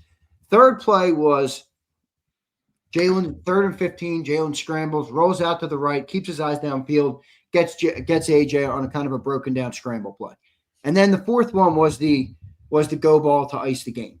So there wasn't a whole lot of rhythm offense for him. I mean, 2 of them were broke down plays. One of them was the ice the game on 3rd and 10, and the other one was the seam route. So they're not really he's not really worked into the offense yet, I think, as much as he'd like to, but we'll see. I mean, part of me just says, AJ, shut up. But the other part of me completely understands it, where it's like, I don't think we're going to win if we don't get these guys going. But this team has a knack for winning games, regardless of what we say. So, yeah, and Bob, I agree with you. They're not using it too much, but we'll see. I don't think he's a cancer. I don't think he's a cancer. We won the Super Bowl last year with him. You know what I mean? We've been to 2 with him. I don't think he's a cancer. Okay. That's a heavy word. Well, yeah, I want one or the other. I mean, and you put him in the middle, right? You put him in the middle. I went Humpty Dumpty, sat on the wall. Okay, all right. But that can be true though too. I'm not saying you're wrong on that, but what I'm now okay. So I took something from Keith Byers yesterday. Keith was awesome yesterday. Maybe the relationship has gone sideways because Jalen's had to be an asshole, and he sees the game through a quarterback's eyes. And AJ sees the game through his eyes and a receiver's eyes. And that's not really cutting it with AJ Brown. And Jalen's had to be the bad guy. I think that relationship has taken an evolution where, guess what? Jalen had to be a heel to him and go like this to the guy. Hey, dude, shut the fuck up. I'm not getting you targets just to get you targets. I'm throwing to you when it's needed to win a ball game. AJ thinks the ball game should go. See, here it is. AJ thinks the game should run through him. Hurts knows the game has to go through the quarterback. I agree with Jalen. The game's got to go through the quarterback, not the receiver. AJ doesn't like that because in 22 and 23, the game went through AJ. 24, there was a new guy in the room. There's a new girlfriend in the room, and that was Saquon Barkley. Yeah. And AJ's got a problem with the other chick in the room, the Gumad in the room, and the Gumad is Barkley. And you know what? He doesn't seem like AJ he's mad at Barkley, though. He's not. He's mad at the approach of the quarterback because the quarterback is right. Like, Well, it's the quarterback. I mean, look, the quarterback is right, but at the end of the day, it's a team game. Jalen can't go out there and play alone. As much as the game's going to go through I'm on his side on this, Jalen's. And look, if you didn't have Barkley last year, that team wouldn't have been a Super Bowl team. I mean, they couldn't pass the ball effectively. Okay, so if you're not running the ball well, this is where I think AJ is still right in a certain sense. And this is where it's like he's part leader, but he's also not doing it in the perfect way. But he's not wrong. If Barkley's not going to run crazy this year, and you think you're getting to the Super Bowl with the 30th passing offense, you're not. You're not. Right now, Jalen's right, though. He's 5-2. Yeah, I mean, he's 5-2, but look, there's a lot of 5-2 teams. I mean, there's all three out of 4 divisions in the NFC right now have 3 teams above 500. The East is actually the worst division from a ranking from a record standpoint right now. So, you have competition out there. There's a lot of teams in the NFC who are doing well. You're going to have to decipher which ones of them are real, which are pretenders, and which are contenders. This is going to be a battle to the end. That's what I mean. Like, you could make an argument, and I'm not saying they are because they deserve the benefit of the doubt, and they've proven it to me through a longer sample size. But it wouldn't be hard to make an argument that the Eagles are pretenders right now. It wouldn't be that complicated, They're not ranked well in anything. They're not running the football well. The defense has given up. Where's my boy Curtis? Curtis sent me something or sent something. CBS right now is saying that they're outside the top 10 teams in the NFL. Yeah, I don't have them that low, but I don't either. Yeah, I mean, Curtis, where's that damn message you sent about the total yards for this team? Because I'm just saying, here it is. Which team are you sold on more? Seattle, they have 2,450 yards for them and 2,100 yards against. And the Eagles have 2,000 yards for and 2,450 against. That's what I mean. Like, I'm just saying, it's possible for someone to say, hey, the Eagles are pretenders. Now, I don't think they are because you've proven to me through a long enough period of time that you win games. Even if it's ugly, even if it's unconventional. That's a substantial difference, though, man. It is. That's what I'm saying. So, AJ is not wrong yet. Now, those were good teams, though, too, that were in there, too. I mean, did anybody play a tougher schedule? Yeah. Okay. I mean, you know what I'm saying? Some of those other numbers could be a little bit misleading because of the lesser opponents. I mean, how many playoff teams have they played? Shit, the Cowboys might even be a playoff team, right? I told everybody about the Cowboys. Nobody wanted to listen to me. Everybody wanted to say, Big Z. Well, I'd hang in there with that defense. Here's the Nimrods. You're a Cowboy fan. What the fuck? What are you talking about? I watch football. Dak Prescott's playing good football. They got their quarterback back. They got George Pickens. They're a good team right now. They're a good offense, certainly. They're not a good team. They're a good offense.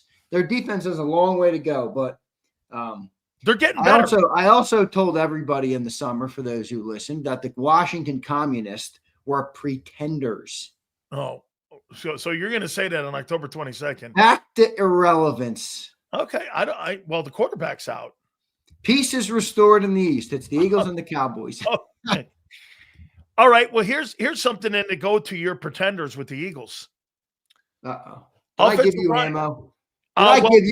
Curtis, did we give this guy ammo? I actually posted this here on my Twitter page. Here's the Eagles' offensive line so far in 7 weeks, through 7 weeks. They're 27th in yards per carry in the NFL.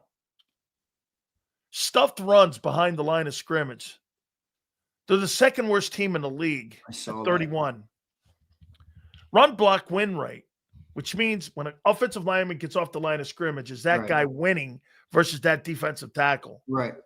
You're 24th.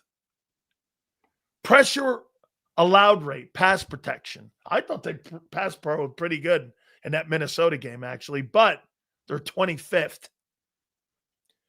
Pass block win rate, you're 19th.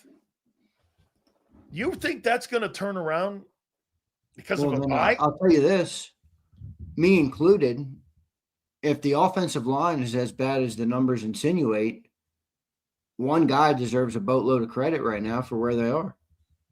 The quarterback. Yeah. Yeah. As much as some people who might not like Jalen Hurts don't want to admit that, if you're prevailing with an offensive line that's struggling in pressure, struggling in run block, struggling, getting hit behind the line of scrimmage, struggling in pressure, struggling in pass rush win rate, the quarterback's doing a good job. Now, the offense is still simple. And I think that's something that I don't know if it's going to change, because Kurt Warner, did we talk about this yesterday? I think we did talk about it yesterday. Oh, by the way, he's checking his schedule for us. Yeah, I saw your text. I forgot to respond to you last night. So, always remind me of that shit because I'll send something to Baldy and all that stuff. So Kurt's checking his schedule to come on the program. That's great. But no, I mean, he broke down this offense, and some of it would insinuate it's even deeper than Patullo. And look, I told you guys, I'm getting more and more off the Patullo bandwagon here. I'm not liking the guy right now. I don't like the way, I don't know. There's just something about him that's not rubbing me the right way. And then I look at the way Kurt's breaking down what Shane Steichen is doing and then some of these other offensive coaches. And he tweets about the Eagles offense. It's simple. There's no good passing routes. And, the only other problem there, and this is more for the people who are opposite of what I just talked about, is how much of that's on the quarterback. Because the offense is simple as hell. And Prince, this is for you, Prince. I'm curious to see what you think of this, Prince. John says the routes are simple and everything is simple because it's tailored to the quarterback. It is. And if you look at some of Nick's prior experience before the Eagles, and before everybody jumps down my throat, I'm just throwing it out there. I'm willing to hear both sides. Nick did not have a simple concept, simple route offense in Indianapolis. Now, yes, it was with Frank Reich, so there's context there. But Kurt tweeted it yesterday. Jalen Hurts' strengths are part of the reason that they have a simple pass game. I don't know who to blame more for that. And Prince is right. Explain 22. Well, it was more RPO based, obviously, and that changes Prince. When you're an RPO, you don't do a lot of post snap reading. And that's where I think Jalen thrives, because one of Jalen's deficiencies, in my opinion, is he's not a great progression reader. He doesn't get to the third and the fourth progression very often, if ever. And that's okay because he's got such great athletic ability and he makes plays over, behind the line of scrimmage when he scrambles and things like that. But, that's part of the reason I think that 22 looks so good is because when you have an RPO, you make that split-second decision and boom, you can go from there. So, look.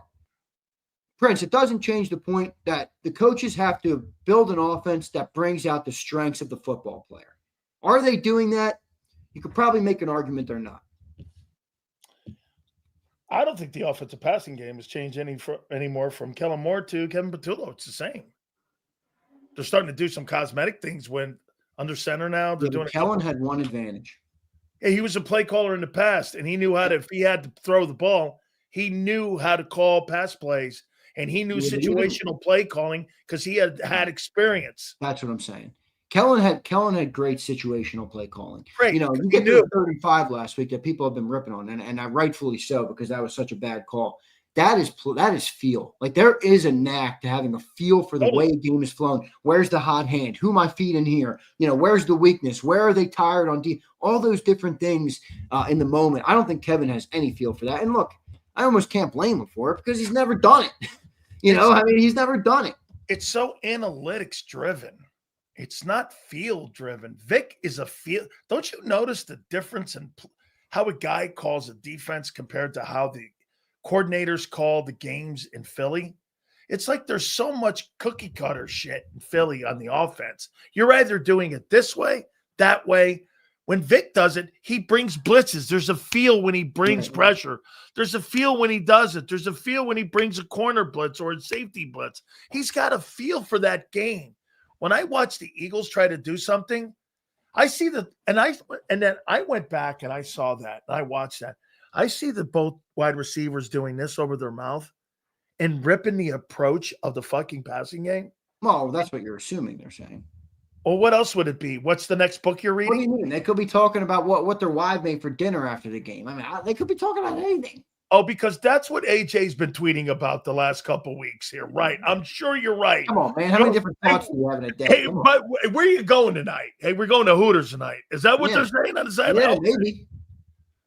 Okay, no, Well, if you're AJ, you're going to the up Big casino. Silz is saying this. They're bitching about the fucking way the offense is being run. When you got a wide receiver last week on Sunday going, I had to petition the goddamn guy to throw me the ball down the middle of the field, I'm assuming that they're getting tired of the bullshit, and they're going to these guys telling them, hey, I'm open on every fucking play. That's what I'm saying. Dude, I got that tweet too, by the way. What tweet? Or that Instagram post by I know what he's talking about. What? I said, yeah, for Sileo. They'll use me here, and then they won't use me here. They'll use me here. They won't use me here. This is how they have gone about how they're going to go the passing game. I think it's pretty simple. Yeah, they use me, then they won't. They'll use me, and then they won't. That's how I see that, man. I waited, and everyone goes like this. I can't fucking dissect what that is. I'm like, you fucking guys telling you. I had a game. Remember, the microphones were on them, too. This is what happened when you throw me the fucking ball. Well, somebody tweeted to me today, and I haven't had a chance to watch it. Fredo, if you're listening, I appreciate it, brother. But he sent me, apparently Devonta Smith was on a podcast with Pat Surtain and Terrion Arnold, and it's all those Bama guys. So it makes sense that Smitty would go on there. And, you know, I didn't watch it yet, so I can't speak exactly on it. But apparently Smitty said, Smitty was on Pat Surtain's podcast, and when he asked who asked for the ball more, Smitty said he does over AJ, and that when they aren't getting the ball like they should, they lean on each other and boost each other up to speak on the issues. Like, I think Devonta Smith speaks more than people think. He just doesn't do it publicly. Huh. I'm glad to hear that. Now, I didn't watch the pod yet, so I can't quote or, can't tell you exactly. I'm taking Fredo's word to, he spoke about it. I'm going to listen to it tonight, and I'll bring you some intel on it tomorrow. But we'll see. I think you're in a good spot. You're 5-2. What do you think the Giants look like this weekend? Here.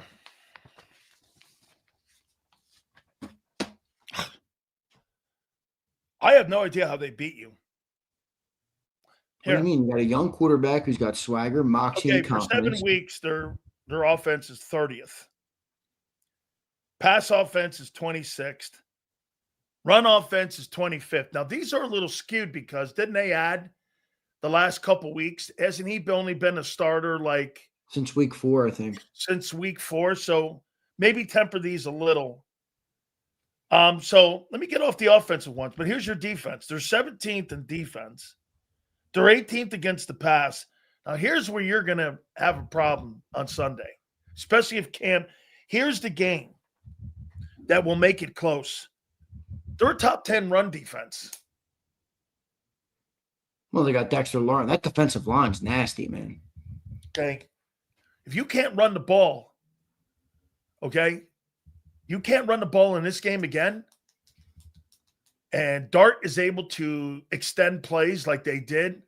Remember what Vic said about him earlier in the week, in Tuesday. You know what he said? He goes, hey, this guy's an elite runner, man. This guy's an elite running quarterback. And they're 10th in rush defense. All the rest of the numbers suck, except third down. They're like 13th and third down, which means they do get off the field. The Eagles don't.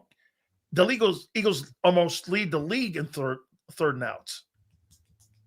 So there's some win things in here. I'm concerned about the O-line heading into this game.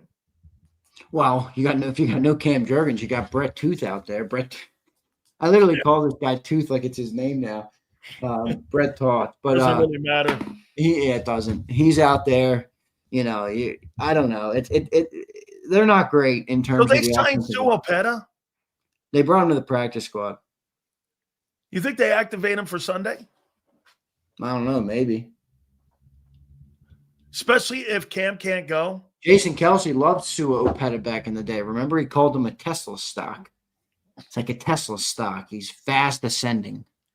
So your center is going to be either Landon Dickerson. Who would you put there, Landon or Mantooth?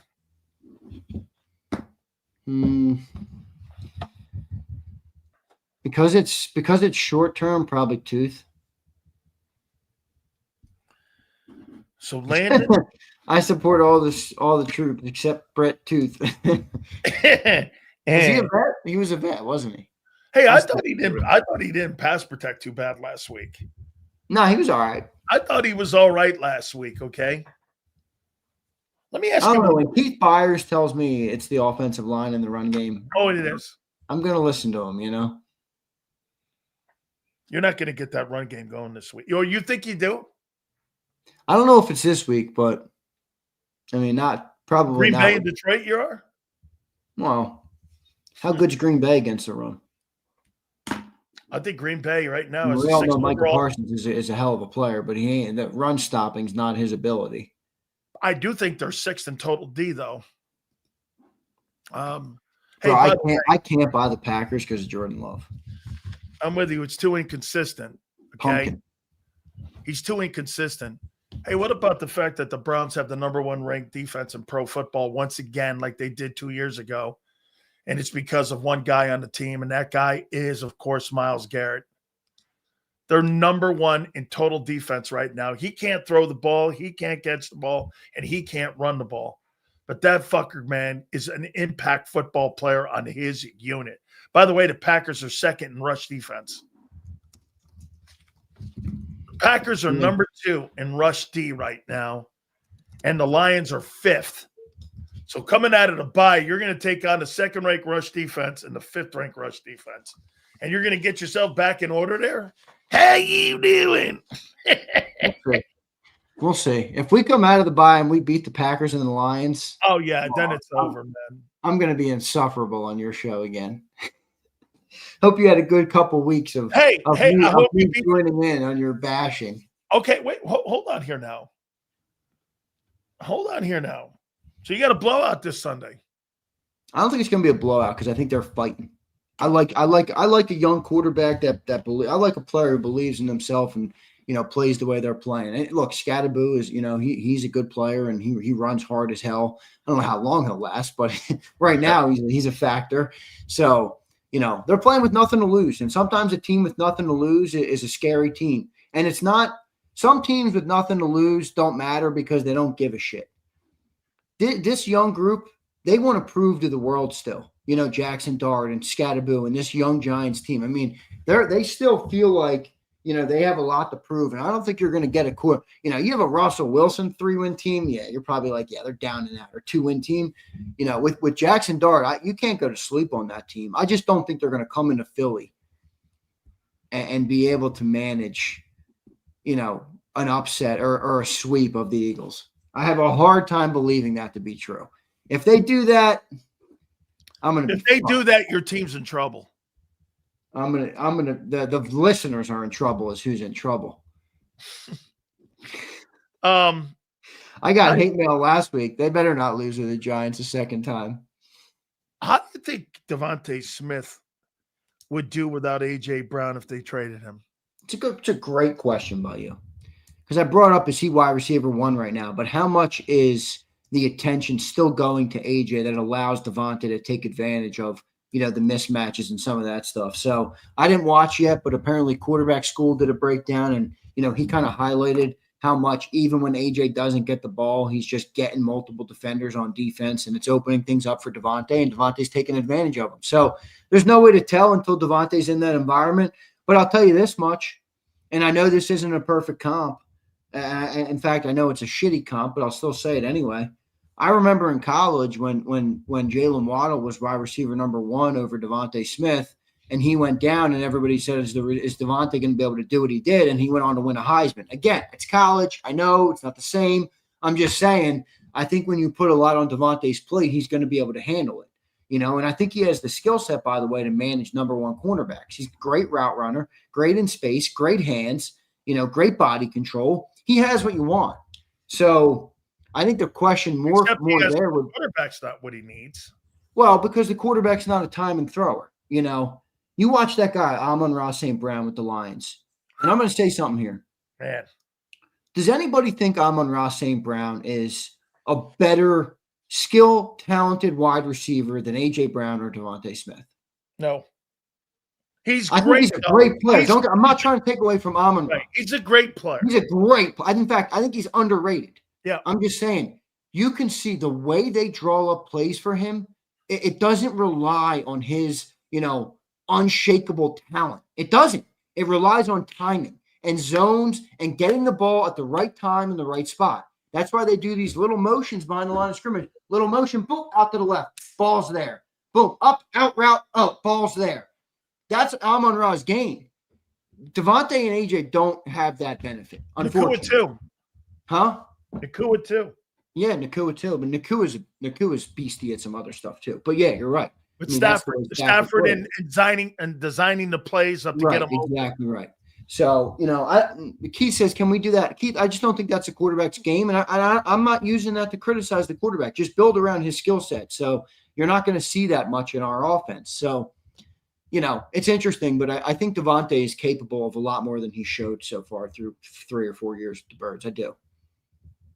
Yeah, but he'll never, ever fulfill that because of the limited type of coordinator you hire. And the quarterback skill set. Yeah, I mean, look, the quarterback. How are you ever going to know if he's Jamar Chase when all you're fucking drawing up is go routes? How are you going to know that when sometimes he doesn't even get the fucking football? How are you going to know? Yeah, I get that. Here, how about this? In his time in Philly, do you think they've properly used his skill set to the best of his ability? Do you think that they've utilized him since he? Well, they've utilized it properly for the team. Okay, I asked you for him. For him personally, no. But at the end of the day, we're not the Philadelphia Devonta Smiths. Remember who we're talking about here? We're talking about wide receivers here too. Yeah, I understand. Why these guys are on the sideline complaining a bit? I got you. I mean, if I'm Smitty, and if you're going to have those type of guys on your team, Xander, and you're going to have those alpha guys on the team like that, you've got to know. Hey, look, when you hire people, you know what the fuck comes with everything. Yeah, but I'm also done with the bitching. Like, Devonta signed a contract here, didn't he? Hey, listen. AJ Brown signed a second contract here, didn't he? It's like, bro, if you don't fucking want to play in this offense, then don't sign the contracts here. We'll go get somebody else. You know what a player would fire back at you? Say, so what? You're not fucking open to dialogue here? Well, come on, man. I'm open to dialogue. Absolutely. Okay, well then, no. You've got to be the guy like the dick in the locker room that Keith said yesterday. Look, this is what we're trying to accomplish. And you can't just go shut the fuck up like you and I would. I get it. I do. I get it. It's you wouldn't even look at them and go like this. Shut the fuck up and go sit down. But isn't it so hard to be like dude, the success of this team, I mean, it is big success. They win a lot of football games, dude. Big games, Like it's crazy. It's almost crazy if you think about how many games. Big games, not fucking games. Yeah, games, bro. Like a lot of them.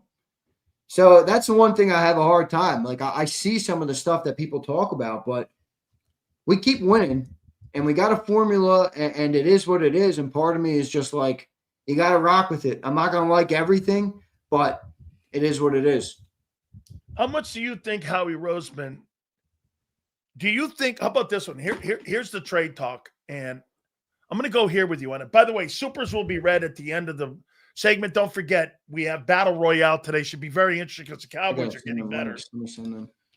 From the beginning of the season to right now, week 7 in. How much do you think that trading of AJ has shifted? A lot? Small? Medium? Entertaining? Thought? End of season? Where do you think, or maybe you don't think it's moved at all in any way. Maybe you don't think at all it's moved in that conversation when it comes to AJ. You're talking about trading him? Yeah. I think there's a statement to be made about maybe he's just unhappy here now. Like he got his ring and maybe he's like, all right, I want to go and dominate the league now. Maybe it's fair to wonder. John told me for the first time he thinks it's a possibility now this offseason. So, I'm sure it is somewhat possible. And if they're going to do it, it's probably now the good time because you're going to be able to get the most value out of him this year. I mean, he's almost 29 now, so you're not going to get all that much. What did they trade for when the Raiders traded Devonta Adams? What did they get? They got ones for him. Did they? I thought the Packers got ones for him. Okay, when they got. Oh yeah, that's right. Okay, yes, the Packers got ones. Devonta Adams. Trade. I'll find it. Okay. Yeah, the Raiders got a conditional third-round pick. Yeah, that's right. Remember, he went to the Jets. Yep. The Packers. I'm just saying, like he was, and Devonta Adams was. There's not many who were as good as him in his prime. He was a fucking stud. And the reason though that the Packers got ones is because he was electric up there in Green Bay with Aaron Rodgers. 100%. And that was when he was a little younger. I think he was like 28 at that time. That's my point. So if you're in AJ's 28 now, I believe. Let me look what AJ is. Yeah, he's 28. He'll be 29 next June. Can I tell you what I think it's about with AJ Brown right now? Okay. He's got his ring like Mike. I'm going to tell you with Mike Evans. Mike Evans is going to be a Hall of Fame football player. We all agree. 11 straight consecutive 1,000-yard seasons, right?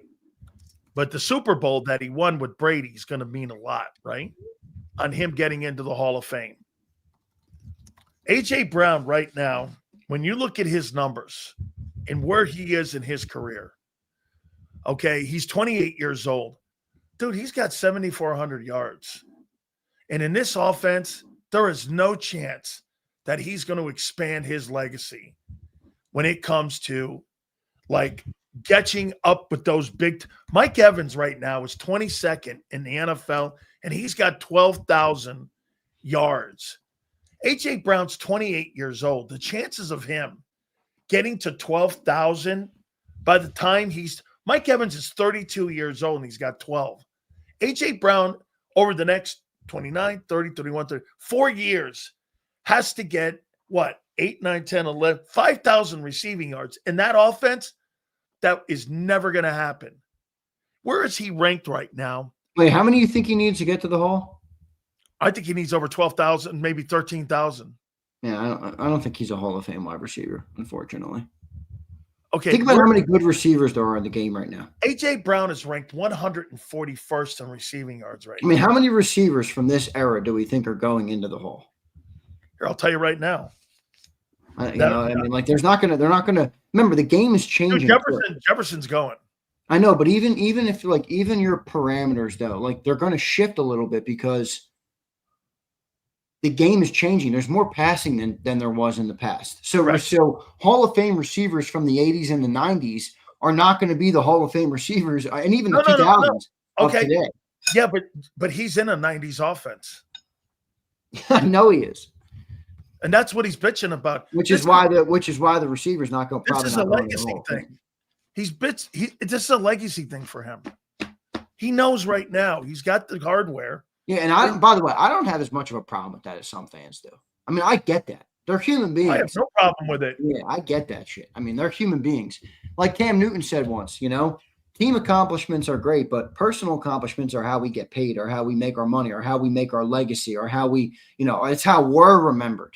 I know fans only care about how the team is remembered, but that's not what drives, at the end of the day, you got to get all the individuals in the room on board to get the one common goal. And that's a hard thing to do. It's a hard thing to do, and to expect every individual player to just say, I don't care anything about what I do. I only care about the scoreboard at the end. That's just a naive thought process, in my opinion. Anquan Bolden's got 14,000 receiving yards, and he's got a Super Bowl ring. I mean, A.J. Brown's going to get nowhere near 14,000 yards in that offense. He wants to go to some place like Kansas City. He wants to go to some place with a passer that can throw the ball to him. Okay? I mean, you know what I do if I'm the Eagles this offseason? I draft a wideout in the first round and put him on the other side of Smitty. And I move AJ. Look what the Bucs did. Right? They got him. I thought they were going to go edge in the draft, and they need an edge. They went wide out. Well, the Bucs would be screwed right now if they didn't draft Ibuka. Completely dogged. Mike Evans is out. I mean, look, aging wide receivers. So you got to keep it in mind. It wouldn't surprise me if they drafted a wide out soon. Okay. People in there going, I'm crazy. Crazy on what? That guy is never going to make the Hall of Fame with he's 142nd in receiving yards right now, and he's trending for $1,000. Guys, there's a lot of There's no fucking way. AJ will be in the Hall of Great. The Hall of Fame is a different caliber. I don't know if AJ. And he sees himself as a Hall of Fame talent. And I think he's a Hall of Fame talent. Hey, dude, Barkley is a Hall of Fame talent. Look at this comment. Hall of Fame career. If you were co-agents for AJ, would you be pushing for a trade? I would. Yeah, I would. Depending on where. Well, it depends on what my client wants. Underdog. It depends on what my client wants. If what we think what the client wants is true, and the way he does on social media insinuates that he wants to be out of here, then if he cares more about the personal stuff, absolutely. But if AJ's like, it is what it is, I want to win more, I wouldn't. Would you trade him to the Bears?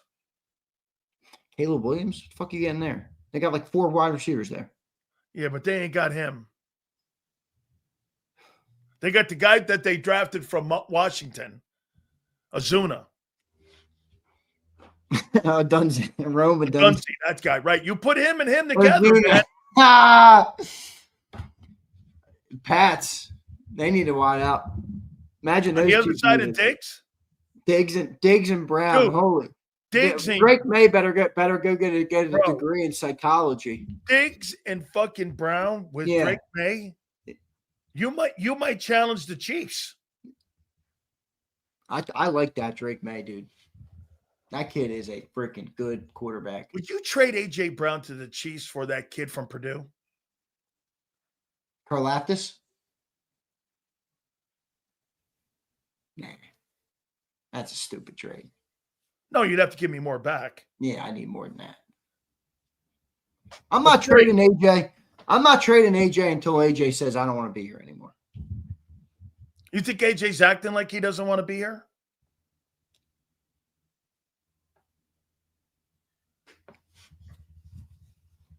I think for the first time he's shown that a little bit more than normal. What's the tipping point?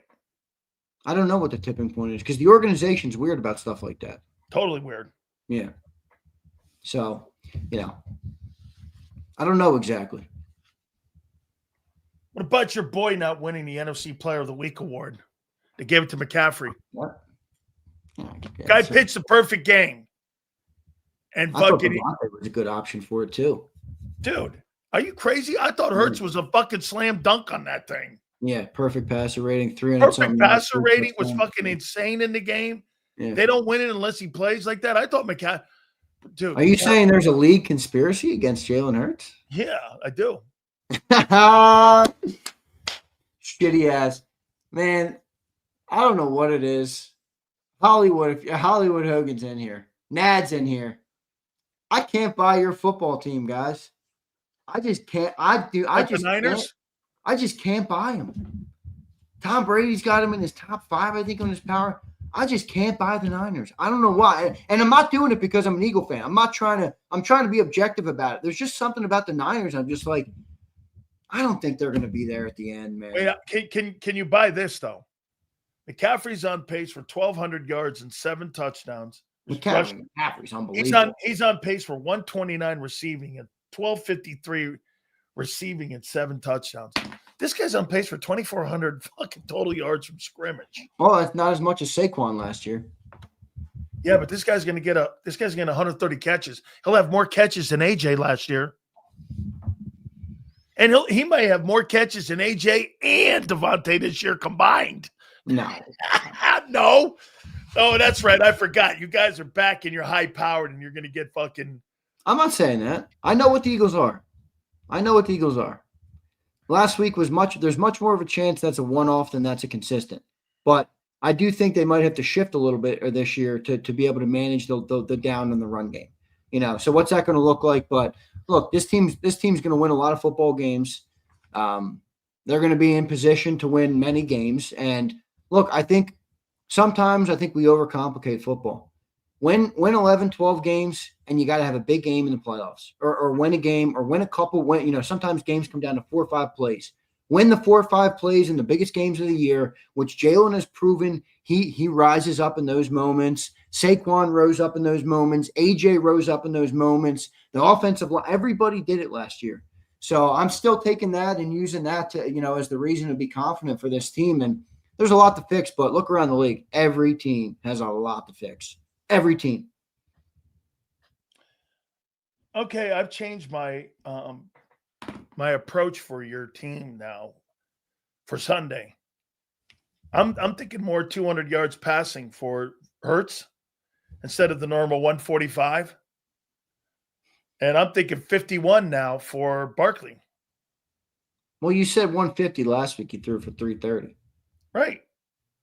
I just said I'm upping it. Well, oh, that's right. Well, you think he's throwing for over 250 yards again? I don't, because I think the Giants are going to drop back in the shell zone defenses. Unless they're behind, which I don't expect them to be. If you're behind, I don't know why I feel like we're going to beat the shit out of them. Yeah, but you thought the same thing a couple weeks ago. I didn't. I did too. Oh, I did. I thought you were. No, I didn't. I picked a close game. I forget what my prediction was, but it wasn't a big one. When you look at the Giants, I mean, fuck, where are you seeing it? Look at Brandon. Hurts 130 yards passing. I tell you what, if Hurts has 130 yards passing, you bet somebody better grab AJ Brown's phone because, hey, that's a good headline. Hey, what do you think the headline will be on Monday? Oh, that was a fun game we played last Friday when we did that. All right, headline: if we blow them out. Yeah. Watch out, the Birds are back. Okay. Headline: if we squeak by them. Eagles still know how to win games. Division opponent. I don't think people are going to be like, oh, you should have blew out the Giants. Eagles hold off Giants. Yeah. That's probably what it will be. If the Eagles get beat. If the Eagles get beat in a tight game. And swept by the Giants.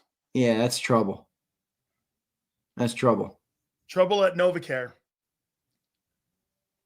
Nah, I wouldn't say that. If they get blown out again, trouble at Novacare. Novacare will mean KP. KP is a stiff. He is. You think he's the worst coach that they've hired for Hurts? Dude, that guy seems like a total stooge. John fucking supports that bookworm like he is just. I would never hire that guy. No way. I don't see it, man.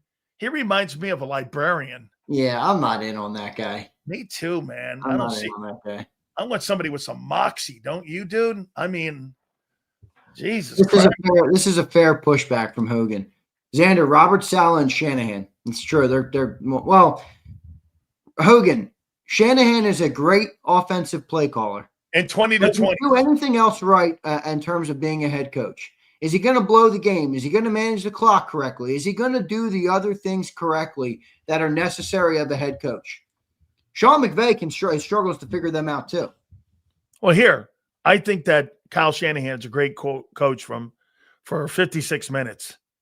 The 4 minutes that matter the most in a game, 2 minutes in the half and 2 minutes at the end of the game. That's exactly what I'm talking about. That's what I think he's. Now, Robert Saleh, I like. Yeah, I like Robert Saleh is a really good coordinator, dude. He is. Let's do the supers, my friend. We got Mark Holmes. By the way, Mark Holmes in the building. Z, my bro said I willed it on the smiling for the first time instead of pusses on the face for Mark Holmes with his Cowboys here. Hey, if I'm Mark Holmes, I'm walking in this bitch like my shit doesn't stink. Yeah, man. I'm telling you, football right now, man. That team's playing good football. I put Dak number 1 on my quarterback rankings yesterday. Bro, right now, Dak, my bro said I willed it on the postgame show. Kimberly, what are you talking about? The first Giants game? Yeah, Kimberly, you might be banned after willing that thing. Kimberly comes on, she's like, the Giants are going to take it to us, and then they did it. Here's Kokorski. Bobo Patula is the worst coordinator since that idiot Jonathan Gannon. Yeah, he's about to get fired up and down. Yeah, he is. He's going to take it up there. A-Team says, why can't we see Drew Kendall or Mac McWilliams if we're playing other rookies? They can't be worse than what we have at respective positions. So wait, you're going to put Drew Kendall in there against Dexter Lawrence? Honestly, well, you're putting Brett Toth out there. The fuck's the difference? Yeah. Drew Kendall was actually a good college player. Now he played at BC. I get it. He's not ready to face Dexter Lawrence, but he could play guard and center. I don't know. I'm with you, Jason, but you probably don't want to throw him to the wolves with Dexter Lawrence. No way. I'm putting Landon in there, dude. First NFL start, you're going up against Dexter Lawrence. Jason, just think that one through. He's throwing you out of the strip club, man. Here's Michael. Jeffrey and Howie equals ego over RPO. That's a reference to Hurts and the best Hurts has looked. No question about it. You know, you're only averaging 88 yards a game rushing the ball, which is crazy. 30th. It's crazy, man. Javonte Williams is I thought the Cowboys blew running the ball. Huh? I thought the Cowboys blew running the ball. They don't blow this year. Well, when your passing game is working like that, thing's working. I mean, come on. You're going to run the ball. Right now is on pace for 1,400 yards. Yeah, but a lot of that is aided because Dak Prescott is surgical right now. By the way, I mean, that CeeDee Lamb comes back and he doesn't miss a beat. Dude, I'm with you. Jason says, there's a reason Sirianni, after we won that, said, let's run this shit back, Kellen. But he knew at the time Kellen was gone. KP is a fallback and escape. Yeah, Kellen wasn't all that impressive either, but he just had a better feel for the game. Tell you what, he's doing a pretty decent job with Spencer Rattler, who's a stiff. Okay, look at it. Here come all the people who think I'm a Cowboy fan. The Dak glaze. Bro, be objective. Talk about football. Dak's playing good football right now, bro. He's playing exceptional football. Football. It is what it is. I don't care. I'm up here to talk about football. I'm not up here to feed your narratives. Yeah. Ryan says, Z, did you figure out what to do on Black Friday? It's, Ryan, fuck off. Here's Jason. Public service announcement. If you're Dusty and contribute, we already got that. That was a great super chat, by the way. Thank you, Jason. All right, we got them all. Wait a minute. Dak Prescott right now is, listen to this. Dak's throwing the ball at 71% completion percentage. He's going to throw for 4,600 yards and 40 touchdowns and 7 picks if he stays on pace right now. This is the problem I see with Dallas right now. Defense. Well, obviously defense, but I'm looking more macro for a second. The problem with the Cowboys, in my opinion, right now, and maybe they'll be able to fix it, but they got this 1 year of Pickens right now. And the offense is incredible. I mean, it's the number one offense in football for a reason, and the thing looks perfect. But it's really not the year to have this defense being this bad because I don't think this is even a Jerry Jones problem. I don't think they're going to sign Pickens because in order to pay 2 receivers in the modern NFL, one of them has to be willing to be paid like a number 2. Devonta Smith took a pretty big pay cut to stay in Philadelphia. George Pickens is probably like, no way am I taking a pay cut. And I can't blame him for that. And you're also not going to blame Jerry for not paying 2 receivers north of $32 million. So you're probably looking at a stalemate there where George leaves, and I don't even know if it's going to be one of those Jerry Jones problems. It might just be the nature of the business. And then you're going to go back to not having as high-powered of an offense. And if you get the defense better, well, now you're without Pickens. So they either got to make a big move at the deadline or – because I think Dallas could sneak in as a playoff team. I got them right around 15, 16 right now in my power rankings. If Dallas does get a defensive guy, okay, and they sign a defensive ball player, okay, I mean, yes. Look at this with A.J. Brown. A.J. Brown right now in 7 games has 29 catches, okay? CeeDee Lamb has 21 catches and 332 yards. And CeeDee missed a few games, right? He's only played 4. Yeah, so he missed. And he's only 8 catches behind him. Well, I mean, look, that it's tough to compare those. They're completely different styles of offense. I mean, Dak is a pass kind of guy, and he's great at it. And this is why AJ's complaining. Well, I get that, but I'm done. I mean, look, at the end of the day, AJ, you shouldn't have signed the deal then with Philly. That's why I said that. You knew what this offense was. I mean, you fucking signed the contract. Now you're bitching about it. You should have fucking went to the open market then, dude. Yeah, but Saquon wasn't on the team when he signed that deal. He signed that deal, what, after the 22 season? No. Yeah. No. It was after 23. Okay, he still wasn't on the team. That was the offseason they signed Saquon. Intern says, at this point, send AJ with his contract and a new offensive coordinator. He's not a team player. I think it's fair to say that, but I don't know. Wait a minute. You don't think A.J. Brown's not a team player now? Well, I mean, at what point do the team is 5-2? I mean, like you said yesterday, and everybody, we got a lot of hate mail again because of your comment yesterday, but Jalen has a perfect passer rating and you're still bitching. Now, if he's trolling and they're all in on it, all right, yeah, it's funny. Who cares? But if they're not, that organization doesn't like that kind of bullshit going on out there. You know that. Yeah, I agree. That's not what they do. All right, so good show, brother. I appreciate you, Big Z. We will catch you tomorrow, my friend. All right, my man. I appreciate it. Later, dude. Got it. Man. Holy cow. Oh, boy. I'll tell you, I'm looking at here. Look, if I'm going to rank the NFC East quarterbacks right now, 1, 2, 3, 4, based off of 28 quarters of play, Dak Prescott by far is number 1. I'll put Hurts 2 because Jaden Daniels will miss another game here. I'm going to put Jackson Dart here. How about this? Would we not agree? Jackson Dart's got the biggest victory of any of the quarterbacks versus the NFC East teams. He beat the Eagles. Xander said he doesn't buy Jordan Love because he's too inconsistent. But you could say the same thing about Box Boy in Philly. True. Hurts, but wins. The wins matter. Let me get my boy here. Hold on here. I don't know. You know what? Philly 500 might be a little nervous. So let me hook you up here on one thing I'm going to say here. So Jalen Hurts pitches a perfect game, and he doesn't win the NFC Player of the Week award. They give it to Christian McCaffrey. Okay? Dak Prescott is playing the best football of anybody in the NFC East right now, man. Holy shit.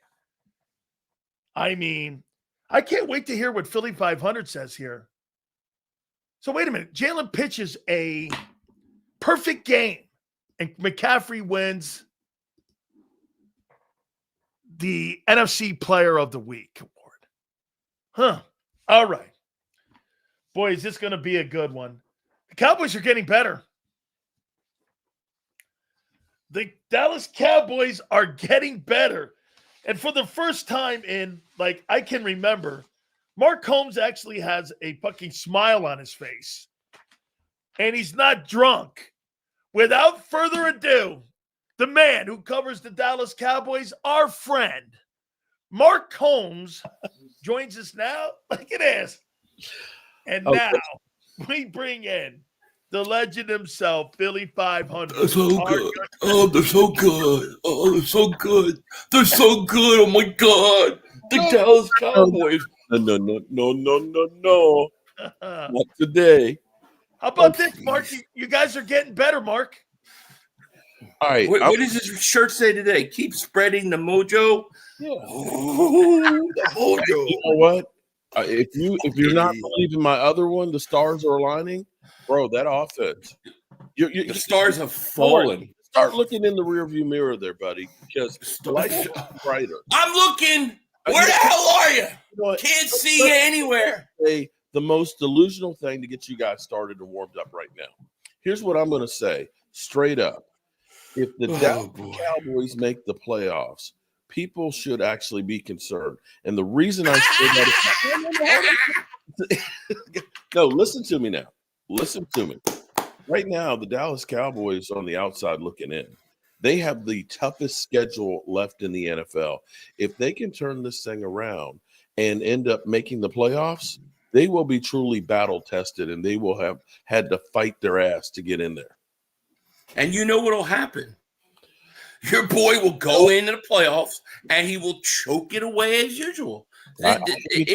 History repeats itself over and over and over and over. 10 years, right? 10 years. It doesn't. How about this? Okay, Philly. How do you feel after your victory? Do you think your passing game is back on track again? Not that it's ever been, but do you think that the passing woes have been fixed? The one thing we have to see is consistency. We've seen flashes of it. We know that they can do it, but we haven't seen consistent. So I think we need to see it more games. I think it was a giant step in the right direction, something to build on. Let's put it that way. Got to be impressed with the Cowboys' #1 ranked offense in pro football right now. What Dak Prescott? Amazing. Right now, Dak, you could put him at the top of the list as playing the best quarterback of any quarterback in the NFL right now. Would you not agree with that at least? Hey, Silz, what's today's date? It's October 22nd. Listen. This is nothing new for Dak. Dak has played great in September, great in October. I think Dak has played really good so far. You know, when you play a team like the Giants' defense, it stinks. Washington's defense stinks. But yeah, he's played pretty good. But how many times do we have to say the pudding comes later in the season? That's when Dak doesn't show up. Mark gets mad, but it's the truth. And it's because Mark has not acknowledged it for 9 years that he can't accept it now. If we get into the playoffs, if you get in the playoffs, you will choke like you always do. I tell you what, if the Cowboys offense continues to play the way it does, and the defense gets a little bit better, and they get into the playoffs, and he chokes, then I'll say Dak ain't got no excuses. No, you won't. At the moment, you still have to look at my defense. I gotten to the point where I called them 11 guys on the field. They haven't earned the title of being in defense. No, seriously, the wife had shirt. Cowboys, don't call it a defense. It's 11 guys on the field. God, I almost want Dallas to get to the playoffs just to watch this happen again. I gotta say this. I think the most impressive thing is that, dude, your offensive line right now is ranked superior than the Philadelphia Eagles right now, which is unbelievable when you think you've lost 4 guys at some point on the offensive line.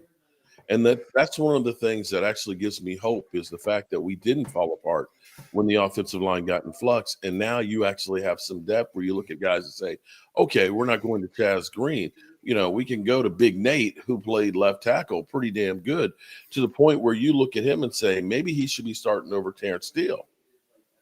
So, yeah, those are some good things. But you got to have some kind of defense. I want to give you guys context to this, and I'm going to go to Philly after this here. Here's the Cowboys right now. The Cowboys in yards per carry. The Cowboys are ranked number 11. The Eagles right now are ranked 27th. Stuffed rate, which means behind the line of scrimmage. The Cowboys are ranked 10th in that number, not having that happen. The Eagles right now are 31st. They're the worst second worst offensive line in pro football. Hard to believe. Go through all the numbers here, but Philly, how concerned are you? And Cam didn't practice today, and you got Dexter Lawrence again.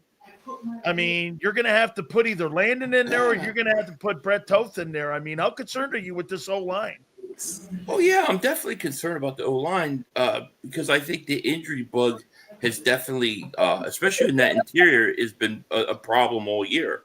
I would have liked to see Landon Dickerson wait a week. You know, I would have liked to see him not play until after the bye. But Jurgens now is hurt. I think Toth stinks at center. I think we might need to give that kid Drew Kendall a chance because I didn't like his play. So, yeah, it's definitely a concern right now. The Eagles have to figure the run game out before the playoffs. They have to get it sorted. They have to get it going because you're a dead team. You have no chance in the playoffs if you have no run game. Hey, Mark, you've got to be exceptionally surprised, I would say, about the run game. I mean, your running back right now. Oh, shit. Running Williams. Mm-hmm. I mean, he's on pace for 1,400 yards right now. You've got to be stunned with what this kid has emerged into. He's emerged into having one of the better years running the ball. Well, you see him now. You know, he had a lot of promise as a rookie when he was drafted. Had a great rookie season, towards ACL, but really for 2 years it was really him really getting back. And the Cowboys seemingly understood that because they played him with kid gloves during the offseason, and basically nobody ever saw him until week 1. And he's getting 5.3 yards a carry. Now, some of that is because you got George Pickens and CeeDee Lamb that are stretching the field. If you're a defensive coordinator, what the fuck do you do at this moment with this offense? What do? You can't put 8 men in the box and leave George Pickens and now the CD's there alone. Jake Ferguson has got 51 catches already this season as tight end. This offense right now, even though we've had people in and out of the offense, it hasn't changed. I hope that this continues, but you have to look at it and say we can weather a few injuries. Now, the Eagles, on the other hand, I don't know what happened to your offensive line, and especially I don't know what happened with Saquon. If you told me, if I came in here and said Saquon Barkley is going to average 2 yards less a carry than Devonta Williams, both of you guys would have just laughed me out. They're 30th right now in rushing. Yeah. I mean, Sorry, I didn't hear you. Philly, hang on here. Philly. Philly? Is Saquon shot? No. Okay, no, well, there's nothing that looks like he's shot from the way he's playing. He looks just as explosive as he did last year. I think it's offensive line issues. I mean, the guy's getting hit. The guy's getting hit in the backfield constantly, Silz. I mean, how many times I've never seen the guy get hit so many times as soon as he gets the ball where he has no chance to run. So to me, it's the offensive line. They've got problems on the line. I think they got major injuries with Dickerson, Jurgens. I think they've been playing through it. And then I think because of maybe that, I think Mulata's play has fallen off too so far this year. Maybe he's trying to overcompensate or whatever. But I do think the injuries are affecting that offensive line. Even Becton, right? He's been hurt in LA as well. So, yeah, they got to get that offensive line fixed. Wait, what the hell are you talking about? I thought you had the greatest team put together since Joe Montana.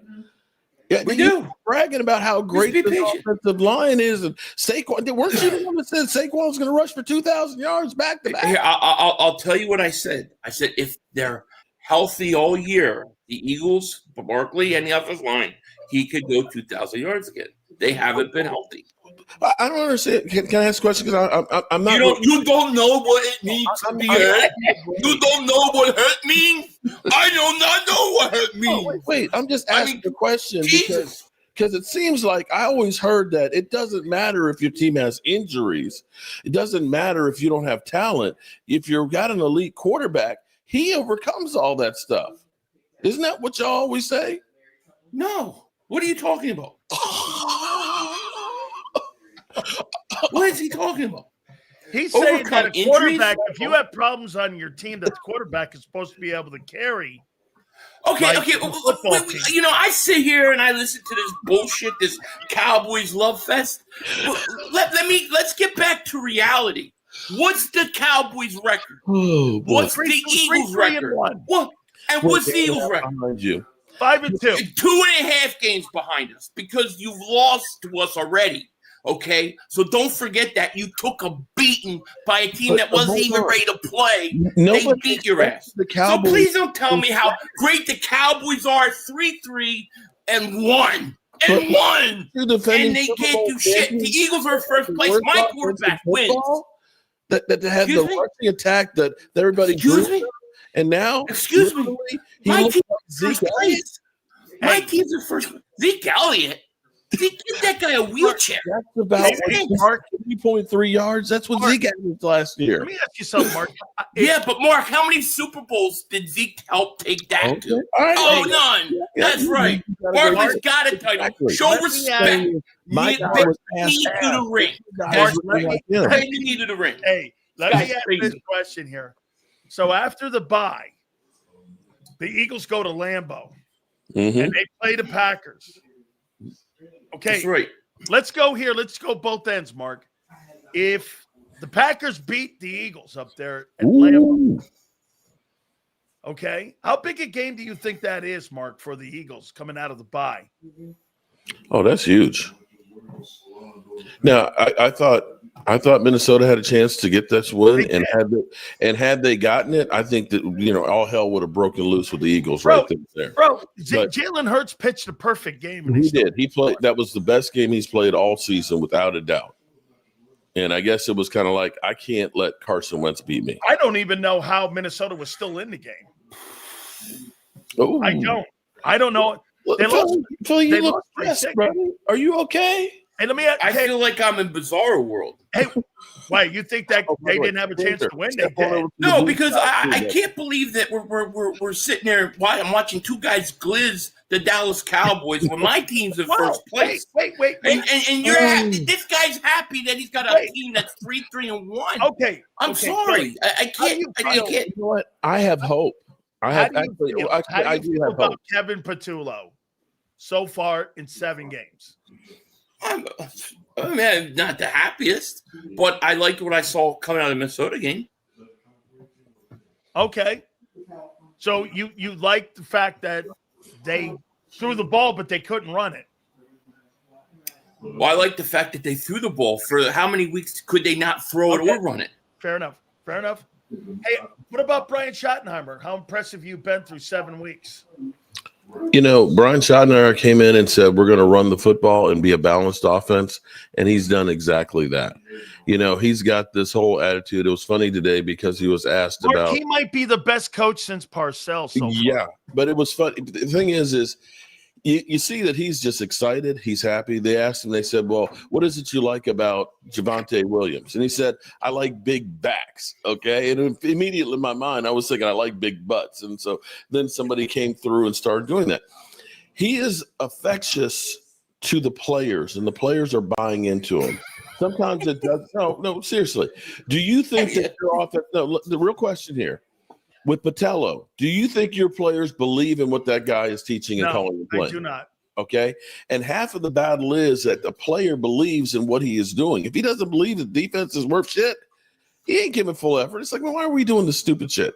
And that's the problem we have with Trayvon Diggs when he was out there playing is, I'm not a zone guy. This guy's a freaking idiot. And it's a self-fulfilling prophecy. And that's part of the problem you have with this offense right now. I don't think your players believe in the coach that is calling the plays on this offense. Okay.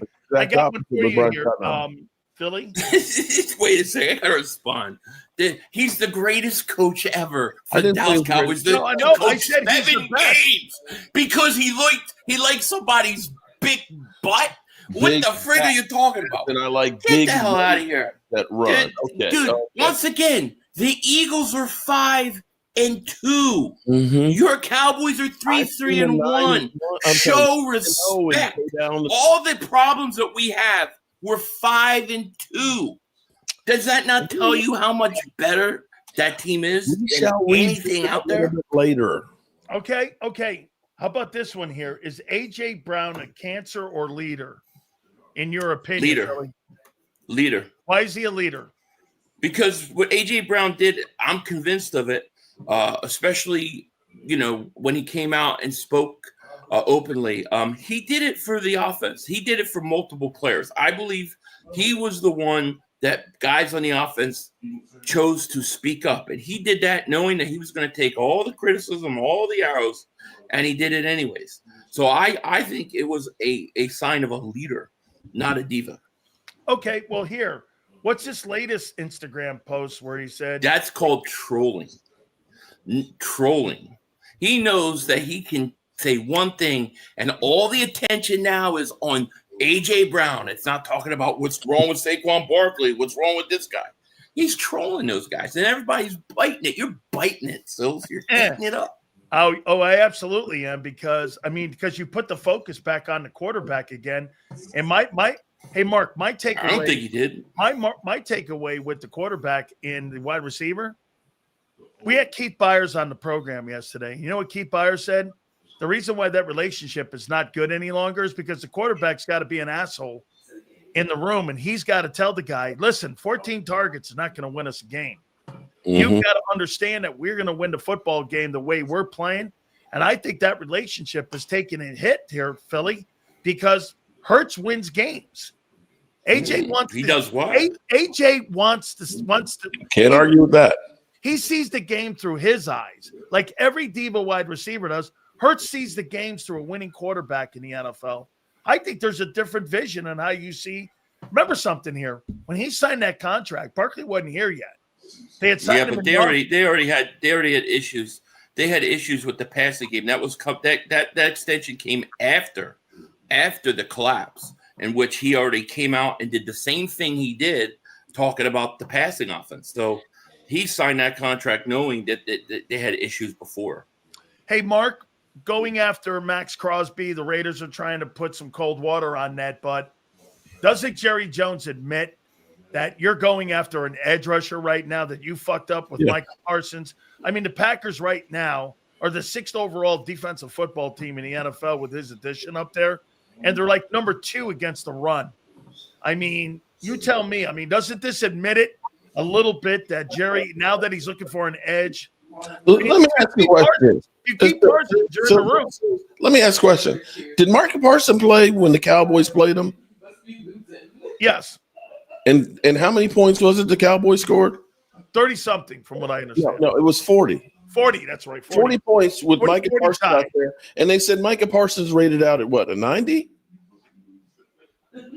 Okay, I was just checking on that one. So he makes no impact in your opinion. No, I didn't say that, but he didn't. They gave up 40 points to Dak Prescott in the offense. Now, as far as Max Crosby, if you're the Raiders, of course, you're not going to say, yeah, we're going to go ahead and jump on it to make a trade. I remember Seattle saying, we're not trading Russell Wilson. You're trying to drive up the price if you are, and they may not try and trade him. But let me ask you this. If before the season started, we said we're going to trade Micah Parsons for Max Crosby, what would you have said?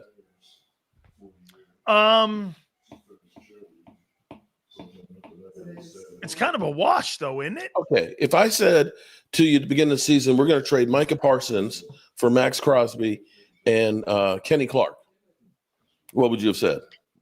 You're getting Kenny Clark and Max Crosby? That's what I'm. That's what I'm saying. Yeah. That's okay. Well, I'll take that. Okay. All right. Mark wouldn't have took that. Hold Mark on. would not have taken that. No, you give me a run stopper and an edge rusher, I'll take Mark that. would have said no. There's no way Mark would take that trade. Can I talk for a second?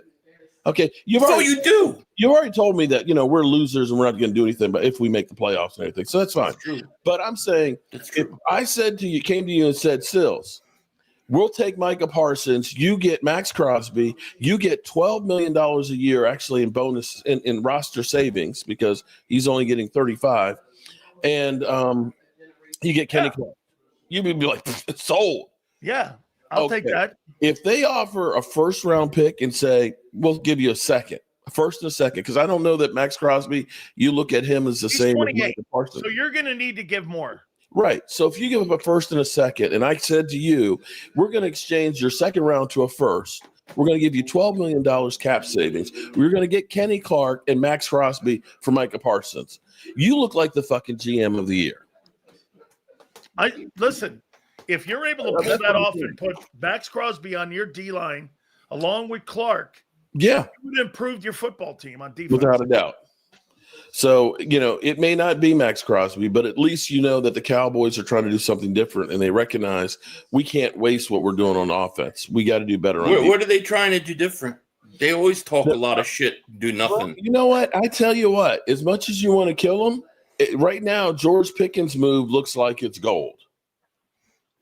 He looks awful good. You look at Pickens. Everybody knew he was good. You look at DK Metcalf on the Steelers. He's got 406 yards. Wait. So let me get this straight now, because I'm stupid. I'm a stupid man. You know that. So now, Jerry Jones, the guy that you complain about every day, every video, that he's the worst guy in the world, is the genius, smartest man who ever walked the face of the earth. A 20,000-year-old man. And it's his birthday, by the way. But now he's a genius, right? No. Now he's a genius. You're drunk on the floor because Micah Parsons went. Now you think it's a genius move. Come on, dude. But wait, I think they will improve. You get 2 for 1. Wait a minute, Mark. You get 2 for 1. Now, this is where I'm going to agree with you, Mark. You get 2 for 1, and you save $12 million. I don't know. Yeah. But I said if he could pull that off, you'd have to say that he was a genius. Okay, we haven't pulled it off, but that's what you have to look. When people say, "Oh, you're talking about a first round for Max Crosby," that's too much. It's like people, you don't understand. In the grand scheme of things, very rarely do you get back more than what you put out. All right, Philly. Let's see what Dallas does, though. Well, let's I see what he agree. does. I agree. Because we've heard a lot of talk from Dallas every year, and they get nobody. And I got it. I'm with you. Brandon Graham, does he make your team better? Not statistically. He's not going to pile up a bunch of sacks. I do think he gives you veteran leadership. I do think he gives you energy and swagger in the locker room. And for those things, I'm good with it. But if anybody's expecting him to go out there and get you 8-9 sacks and change the way the edge rushers are playing, it's not going to happen. He'll give you some rotational snaps, but you still have to go out and get a pass rusher. Don't you agree that this is an indictment on Howie? You could have did this in March. Instead of forcing him to retire and hiring the Uches and the Aziz Ojalaris in the world, you had the guy. He didn't want to retire. He said it at the press conference. I mean, don't you think but I don't know on that? Maybe. I mean, but this was apparently this was in the plans for a while. So it's hard to say. I mean, was Howie the one saying go retire? I don't know who was talking him into it. So, but look, if he still has something left, come out and play one more year. I'm glad to have Brandon Graham back. What do you see this weekend against Denver? It's in Denver, by the way, Mark. Watching the Giants. Denver is awful good in the front. And by the way, here's the team that beat Philly. Well, looking at what the Giants did, running the football was key in that game. I think the Giants once they had that 19-0 lead, and then all of a sudden Denver started turning it on, I think that mile high air finally, they just had nothing left in the tank. If they can run, and the thing that's good for the Cowboys is that Javonte Williams played in Denver, so he knows what to expect. He might be the key in this game to be able to run the football, to really try and give the Cowboys a break. And I think the Cowboys are going to need to continue to rotate players. The thing they did different this past week, they did play more man-to-man. I think they played about 51% of the time, which was the most by far. And they had 10 players that had 30 or more snaps. So they were rotating players, keeping people fresh, and I think that's something they're going to have to do in Denver. Of course you could play man to man when there's no McLaurin and Deebo Samuel playing, and then Jaden Daniels goes out. That's right. On that turnaround on the defense. This is going to be the week that Dak takes a beat. I tell you right now. All right, hey, the offensive line's going to be shit. They're going to do shit. And Denver's going to kill him. Mark, I'm going to give you a chance to respond to this one here. I'm going to ask him an objective question, and I'm going to see if Philly 500 can be objective here. He can't. In the first 7 weeks of the season, who has played better quarterback for his team, Dak Prescott or Jalen Hurts? Jalen Hurts. Why do I say that? Because Jalen Hurts got you 5 wins, and how many of those games did he pretty much carry those teams to get wins? Dak didn't win games. Dak still lost games and put up garbage yards. So yeah, I gotta say, I mean, they were throwing in the garbage yards. Washington game. And he's still throwing bombs when the game is over. I mean, look, Dak didn't beat Jalen Hurts week 1. He didn't beat him week 1. Jalen Hurts beat the Buccaneers, beat the Chiefs, beat the Ravens. The Giants, though. Oh, yeah. Well, lucky. I mean, it was lucky. Lucky. Okay. Lucky. Right. Come on, Mark. They're up 7 with 25 seconds left, and you get called that was luck, Philly. Penalties? Come on. Philly, if that was luck, they beat the doorknobs off the Eagles. Winning has to matter in this league. It's not all about stats and how many yards. And this is the problem with Dak Prescott. This is the problem I keep telling this guy about, but it just doesn't compute. You have to have a guy that wins. Dak doesn't win. How about this? Without Dak Prescott. Hang on, Mark. I'm going to let you respond, I promise. The Eagles' offense right now is 26th ranked in 28 quarters of football, and their passing offense right now is 23rd. I mean, to sit there, Dak Prescott doesn't make tackles on defense. I mean, he doesn't cover people on defense here. So I'll ask you the question, Mark. Who has played objectively in the first 28 quarters of football? Who has played the best quarterback? Dak Prescott. Jalen Hurts. I'm going to say Dak Prescott because here's the thing. When you start looking at the Dallas Cowboys offense, which has never, ever had 4 games in a row without a turnover, okay, when you look at the amount of having 13 TD passes in 4 weeks without an interception, when you look at it and say, if Dak Prescott isn't out there literally being perfect, don't have a single win. They don't have a single win, period. They barely have a single win already. They're 500. 3-3-1. They're 3-3-1. They went toe for toe. Lucky to beat the Giants. Should never beat the Giants. Dak, I mean, he looked like amazing versus the Bears. Holy shit. Miles away from a fumble from beating your ass. You didn't beat us. Woulda, coulda, shoulda. Woulda, coulda, shoulda. Oh, you mean, listen, let me tell you something about that. Go watch all the games this year. That guy should have 25 interceptions. No lie, no bullshit. I've never seen teams drop so many balls in my life. I've never seen it. Right in their hands, they drop it. I'm not lying. Mark, let me ask you this. How you feeling about they're not coming down with them, bro? How about I don't know. That's what I'm like, what the hell's going on? How many chickens did your satanic asses, how many did you sacrifice for that shit? That's some satanic black magic going on. How are you feeling about that November 23rd game now? How you feeling, Mark, about that November 23rd game? You know what? If things go, we got our bye week coming up after the Cardinals, and then we have the Raiders, and then we have the Eagles.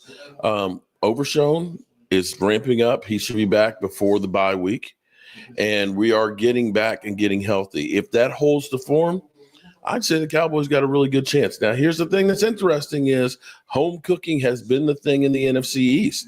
Everybody who's played at home this season has won. And the Cowboys are averaging 41 points a game at home in their 3 games. You could be 6-3-1 heading into that Eagle game. You're laughing. You don't even believe that, Silz. You don't even believe that. Loudest. Oh my you don't even believe that. You don't even believe that. How do you feel this week against the Giants there, Philly? Oh, I think it's a blowout. I think they're going to kick this team's ass. I mean, look, I think they got. I'm still concerned about the O-line now. I'm still concerned about. Yeah, I am too. Yeah. I am too. And they got to figure that out by the time of the playoffs. Like I said, you got to get your running game going by the playoffs. But I think the Eagles are going to blow them out because the Giants embarrassed them on Thursday. I think they remember that, and I think that it's going to take it personal. So I think they're going to take it to them. Hey, Mark, I'm feeling. You know what? And I'll say it. He'll hate this, but I think you guys are playing better. I think you're surprising me. I hope if somebody was blind, wait a minute. Right? If somebody was blind and didn't know anything about football, they would think the Dallas Cowboys are the best team in the league right now, and the Eagles are the worst. But the Eagles are 5-2, and Dallas is 500. Well, wait Let's a minute. just remember that. Last one here for you, Mark. Get this though. Would you not agree? In the NFC, everyone's got flaws on their football teams. There's not really. It's a flavor of the week. Dominant team in the NFC this year. Well, you had Baker Mayfield was the MVP leading candidate going into Monday night. Yeah. And then he lays a goose egg. It's literally a week-to-week league this year. And it's really going to be who's hot at the end more than any time, I think, ever. What about you, Philly? You agree that the NFC is wide open? For about 4 or 5 teams. I think it is. What would your teams be in? Where would your teams be in there? I think in no order. I think you got the Eagles, the Bucks, the Rams, the Lions, and the 49ers. I think those teams they're all in it for the NFC conference. So you think you're buying the 49ers? Are you buying the 49ers too? No, I don't buy them except for the fact that their schedule's not that bad. Terrible. And so they're going to have a good record just on that already. But And I think they said the Packers, right? So I think those are the teams that really have it. Now there are some up and coming teams to watch. I think Chicago, you got to keep an eye on them. They've looked pretty good. Dak Prescott had a great game against them. But we didn't talk about that. No. Yeah, exactly. That was like, you lost to the Bears, but the Bears, and actually surprisingly Carolina has won 4 games in a row. Am I buying Carolina? Not yet, but they did mollywop like Atlanta. Atlanta turned around and ended up beating Washington. So who's hot in the end, and who's? And I don't believe in Seattle. I'm not a believer in Seattle, even though they won. Yeah, I just don't like that quarterback. Okay, I'm going to do one last thing here. Mark, do the Eagles beat the Giants at home on Sunday? My head says yes, but my heart says no. The question should be as how many chickens will be sacrificed in the state of Texas? There's going to be a shortage this week. Wait a minute. What is he, Santa Maria? What is he? Look, Santa you got Maria? the Dallas Star. It's a satanic star, satanic team. This guy eats chicken. He kills chickens before the game. Hey. All right, Philly. Yeah. Do the Cowboys beat the Broncos?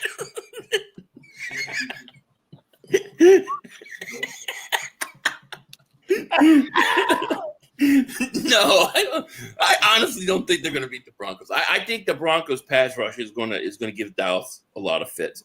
I don't think Denver's going to play as bad as they played last week versus the Giants. I think Denver wins. I like the receiver. Like I like Cortland Sutton a lot. I like the receivers, and he opened my eyes against you guys. I didn't think he was that good. Me too. So I think Denver wins. It's in Denver. That's always a tough place to play. So I think Denver wins. Okay, make sure you guys check out these guys. Boy, I'll tell you what. Look at Mark, man. Hey, make another video how Dak's going to do it in the playoffs. How many Dak? Get your people all up. How many Dak videos? People are buying bullshit. How many Dak videos in the next 2 days? Every video. 2 days, maybe 4. Every video. Silz, even if it's not titled, even if it doesn't have Dak Prescott in the title, it always comes back to Dak at the end. It doesn't matter what it is. It will come back to Dak Prescott. Dak Prescott. Get on your knees, Mark. He's playing MVP football, though, man. He is. I'm telling you. Oh, he's MVP in October. He's been there 5 years. Come on, man. God, I love you guys so much, man. Come on. This guy, it's like crazy. This is crazy talk. This is like Bizarre World. Philly. Bless you. We're in Bizarre World. Hey, Mark, thank you so much. We're in Bizarre World. Mark, tell them go sacrifice another chicken so Dak don't throw another 3 interceptions. How many chickens will have to die to save a Dak? Sacrificing. What is that? They said Dallas Cowboy fans sacrifice chickens, dude. They do all sorts of satanic shit. Mark's got a voodoo doll. Silz, did you ever see his voodoo doll? No. That dude has a voodoo doll. He's a cowboy voodoo doll. What? That's some satanic stuff over there, man. Come on, man. Sacrifice chickens. Mark's always eating chickens during the games. Come on. What did I say? Hey. Yeah, well, where are you getting them chickens from? There's signs in Dallas. Shortages of chickens. Dak, we got to sacrifice 50 chickens so Dak don't throw picks. So wait a minute. If it's a big win, we got 3 chickens that are going down under the knife, right? Oh, probably 15, 16. It might be 10 chickens this week. Hey, wait a minute. If you beat the Eagles in November on the 23rd, how many chickens are gone then? Oh, shit. You can just call Frank Purdue and just have a truck come to my house. It's going to be bad. That's why I always tell the team, before you go to Dallas, get a priest, throw some holy water on the players. Keep them all safe. Because that team's bad. That's a bad team. Guys, you guys are fucking hilarious, man. Make sure you check out Philly 500 and Jobu. Make sure I'll give you realistic talk about Dak. Guys, I appreciate you. Got it, man. You guys are fucking dope. Thank you guys so much, man. Just great stuff. Holy cow. Chicken sacrificing. only hear that on this show here. Okay? Dallas Cowboy game. If Mark wins, he said that Frank Perdue's in trouble. Make sure you get the sauce out too, bro. Chicken wings, chicken legs. You notice Mark isn't drunk any longer? He's not drunk. He's not drunk anymore, man. That was a lot of fun. Guys, make sure you check out my friend at Morgan & Morgan, John Morgan and his great family, man. These guys absolutely have the best injury law firm in all of America for a reason. Because they win. They win by representing their clients and making sure if you're ever injured at work, if you're ever injured, make sure you call my friends with thousands of attorneys from coast to coast. It's actually the biggest law firm on the planet when it comes to personal injury. This is what Morgan & Morgan's done for the last 25 years. Nobody else defends families like Morgan & Morgan. Go to forthepeople.com/big Silz or pound law 529. That's forthepeople.com/big Silz or pound law 529. And do me a favor. You tell them Big Silz sent you. This is Eric. When he got injured in a car accident, he called Morgan & Morgan. He not only gets a lawyer, he gets trial lawyers like Sam and Jessica who are in it to win it. He gets his own investigators with briefcases, leather ones.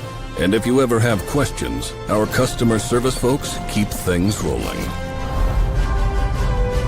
Injured? We're your army. Morgan & Morgan, America's largest injury law firm.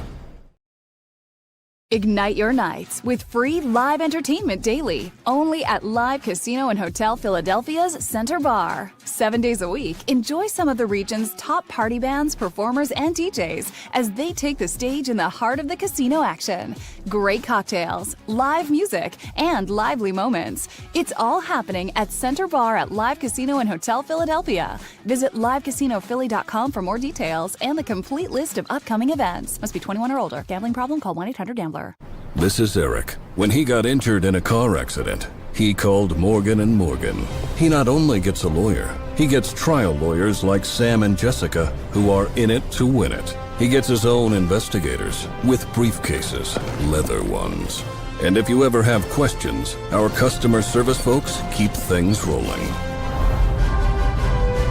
Injured? We're your army. Morgan & Morgan, America's largest injury law firm. Welcome to the Jet Setters and the High Rollers, to the Shot Takers and the Tastemakers. Welcome to the Viewfinders, the Thrill Seekers, and the Night Owls. Welcome to everything you could possibly want on one 5-mile island. Welcome to the Wildwoods. Book your stay today. In our hometown, we all look out for each other. We go the extra mile to lend a helping hand. Thank you. We step up to keep our communities going strong. And at Independence Blue Cross, we're here to keep you going strong. We've been deeply rooted in our communities for more than 85 years. And that connection to members has earned us our spot as the #1 health insurer in the region. So while you look out for your neighbors, know IBX is always looking out for you.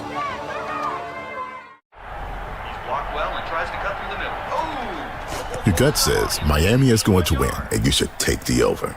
Your gut also said your NFT selfies would only go up in value. They didn't. But your head is on Sports Grid and knows the QB is in concussion protocol. The backup has a 45 QBR against the zone coverage. The New York D has the most sacks in the league. So yeah, trust your head. It's smarter to be on Sports Grid. EAGLES. Eagles.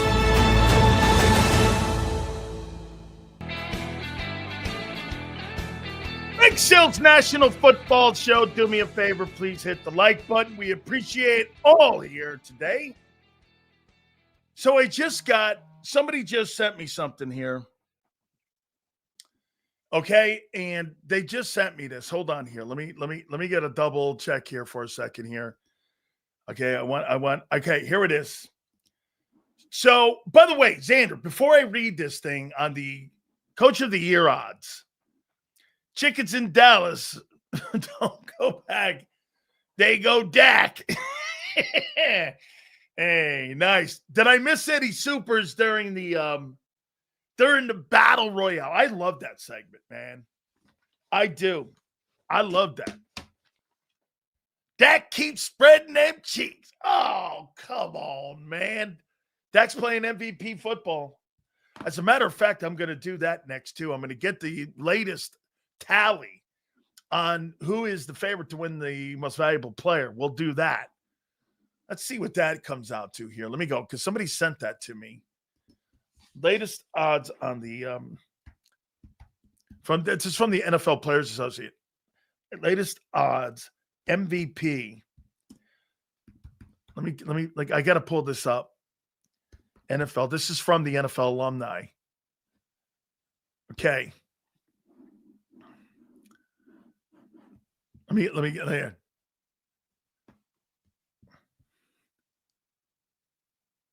Hold on. Here it is.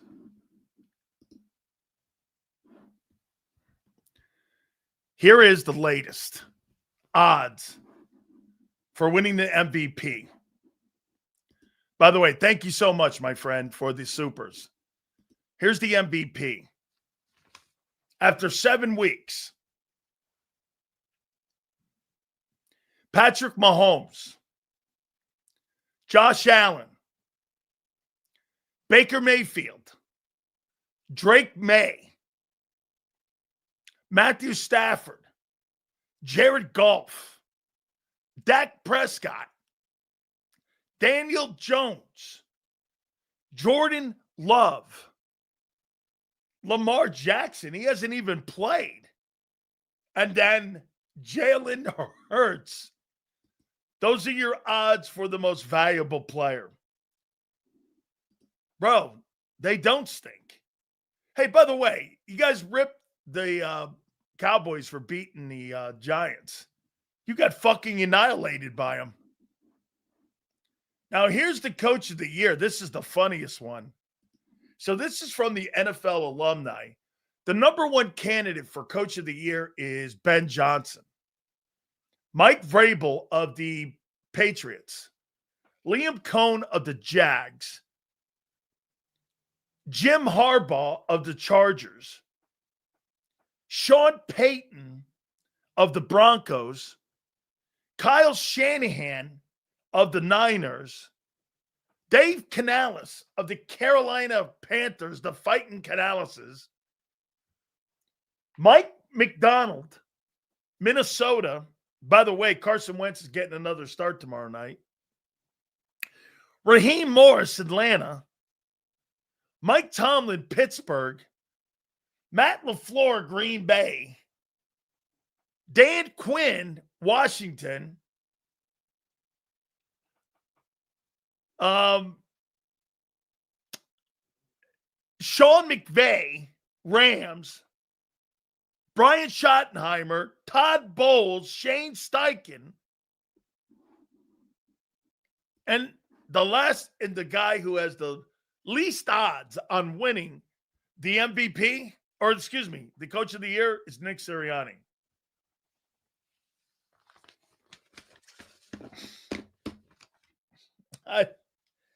Hey, let me put this out there. Who do you think gets the least amount of respect, Hurts or Sirianni?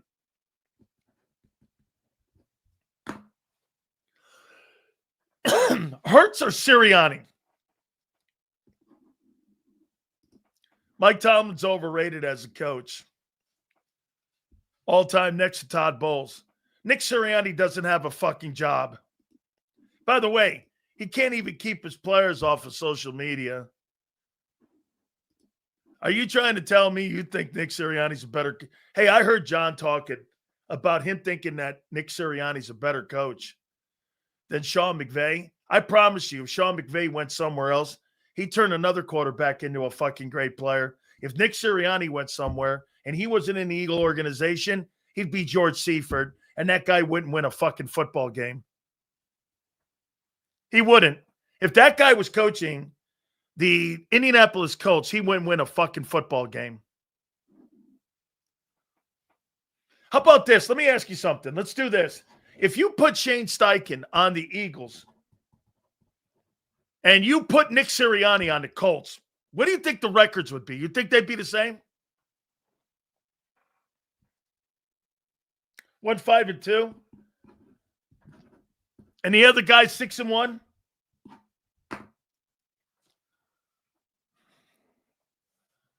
If you put Nick Sirianni in Indy with Daniel Jones and Anthony Richardson, and you put Shane Steichen with Jalen Hurts, Sue's right. Eagles would be a fucking powerhouse. If Nick Sirianni was coaching the Colts, they'd be 0-6. Silz, right now, I think the best team is in Indianapolis. Yeah, because the best coaching job is being done in Indianapolis. Sirianni will always be Howie's puppet. How you doing? Nick will forever be the man clapping back at some of those goofy fans. Yeah, he'll always be that dude. I agree. Shane better win Coach of the Year. Can you imagine this? Let me show you something what Indianapolis is going through right now. They drafted Anthony Richardson, right? Who's a colossal failure. They took the New York Giants' failure and turned him into the first-round pick that they lost with Anthony Richardson. The Colts are going to get away with having drafted a shitty player because they saved a first-round draft choice. And to get this, they're not paying him first-round money. Do you know Anthony Richardson makes more money than Daniel Jones right now? Daniel Jones is not making the money he made. He's not making $48 million. He was on the practice squad in Minnesota. He was a practice squad guy. Can you imagine the money you're saving when you get a chance to dump Anthony Richardson?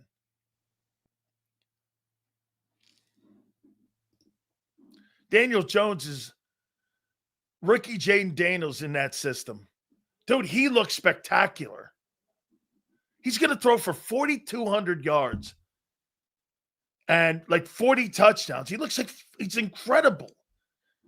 Dude, Shane is an underrated coach. He is really I didn't realize this. I brought it up and we broached it a bit, but dude, Gardner Minshew made the Pro Bowl in 23 with him coaching him. Silz, that failure on Dallas couldn't develop Daniel Jones or put talent around him. Both. Their O-line is really good. Let me go here with that O-line. And take a look at that O-line. Let me tell you something. The best coaching job in football right now is in Indy also. There's no doubt. That is one whale of a job of coaching, man, in what he's done in Indianapolis. Let me see where the Indianapolis Colts offensive line is right now. So check it out. Here's the O-line. Here's the current grades. Colts. The Colts are 9th in yards per carry because of Jonathan Taylor. Run stuff. Get this. They're the third least stuffed team behind the line of scrimmage. They're 3rd in win rate when it comes to blocking. Pressure rate allowed. They're 7th. And pass block win rate, they're 4th. The Colts have one of the best offensive lines in pro football. The Eagles have one of the worst right now. Dude, we said it yesterday. That 2,000-yard rushing season has taken such a beating on that O-line. Somebody pointed it out. Silz Becton's even hurt in Los Angeles. Am I right when I say this, guys? Has every single guy been hurt this year on the offensive line in Philadelphia except Mailata, right? I don't think Jordan Mailata has come out of the game. Landon's been hurt. Cam's been hurt. Becton from last year is hurt. And Lane's missed times. Right? I thought they started out well. I think they're fading again. I think if you're the Arizona Cardinals, you've got to come to Jesus conversation with whether or not you think Kyler Murray. Again, are you going to put another coach in there around him? Hey, could Shane Steichen, somebody like that, coach him? I tell you, I think you need to go to the college ranks and find some of these RPO coaches. Also, the Colts have money to spend. I see Jalen Waddle going over there as wide receiver number 2. Why not trade? How about this? Would you trade? I don't know if the Colts would do this. Trade Quentin Nelson for A.J. Brown? I don't believe the Colts would do that. Can you imagine Shane here as head coach? Jalen Hurts would be the MVP. If Jalen Hurts was the quarterback, I don't know how. Well, no, Nick and them worked together when they were in Indianapolis and here. I don't know how that dynamic, bud. I said this to somebody else. I think one day Shane Steichen's going to be the head football coach of the Eagles. I think he is going to be. Yeah, I think you're right, Martin. I think he's up there in age. Plus, I don't think, he's such a good football player too, man. Lyman can play longer. Yes, 35, 36, 37. You could play because it takes so much more time. Absolutely true. Here's the thing with Steen. Xander and John aren't wrong. They're playing good He's playing good football.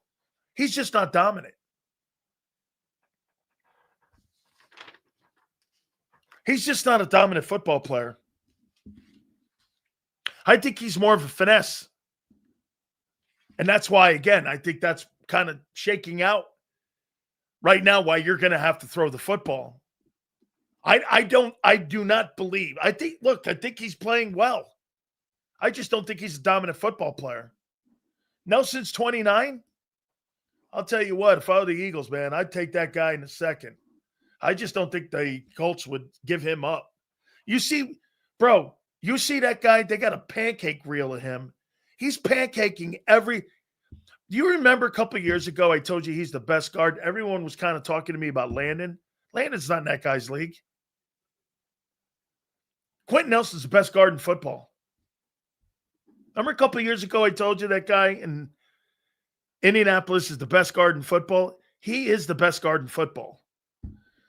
I know old lineman when I see him, and that guy's it. And there is so much respect for him around the league. Quentin Nelson can fucking play, man. They put these pancake reels he must get 4 or 5 pancakes a game. He picks guys up, puts them on their back. Get this. Nah, I'd rather have AJ. Well, here's the deal, dude. You'd rather have AJ? You don't win games from the perimeter. You win games because you have a great O-line.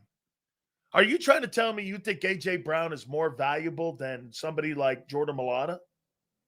Let me ask you something, Gabe. Let's see what kind of football mind you are. You think A.J. Brown is more valuable to the football team than Lane Johnson? Or Jordan Mailata? Do you? Who do you think personnel people would rather have? Lane or Mailata? Or A.J. Brown? Who do you think, Gabe?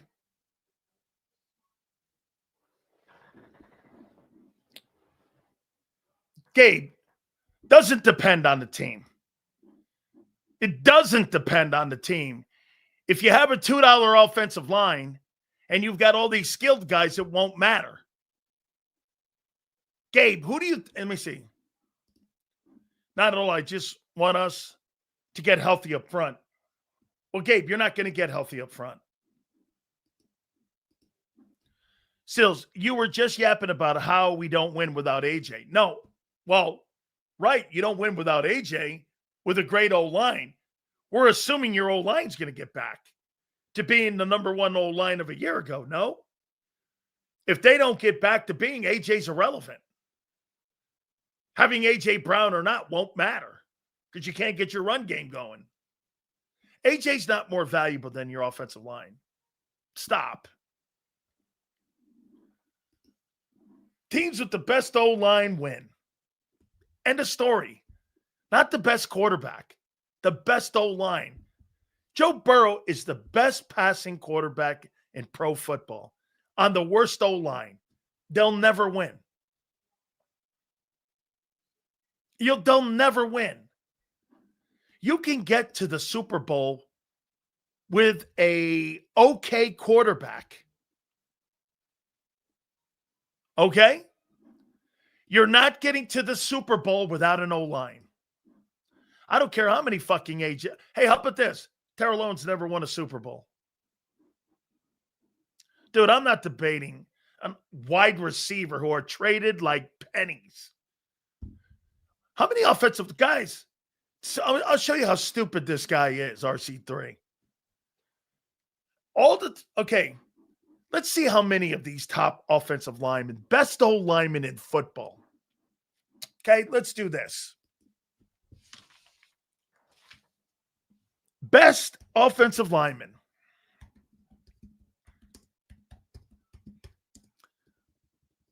Best offensive lineman in the NFL 2025.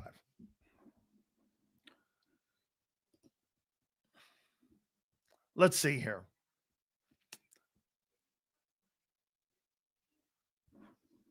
Quentin Nelson's number 2. So let's see here. Okay, 5 days ago. This is good.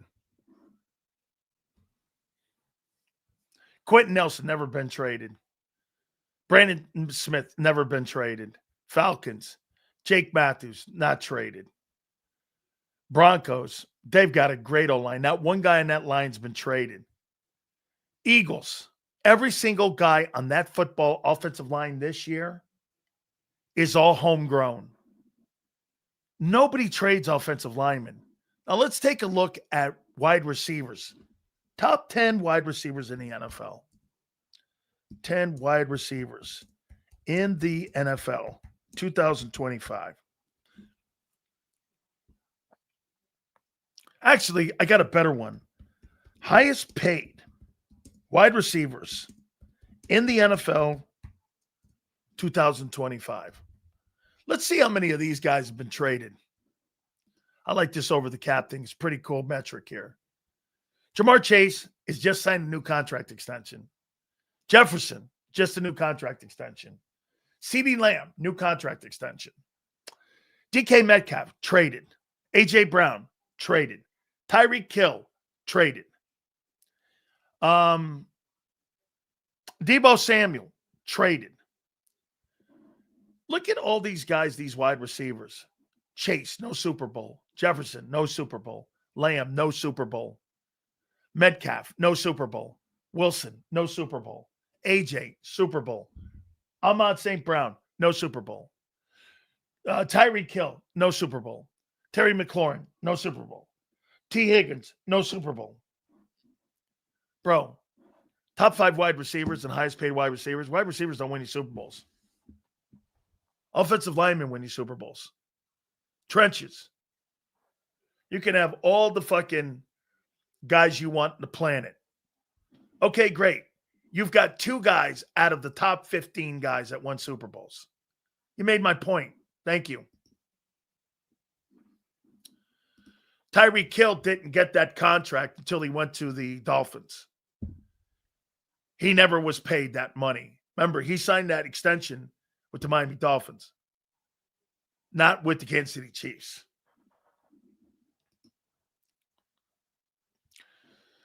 I'll take O-line. By the way, your offensive line got to a Super Bowl with Miles Sanders as your running back.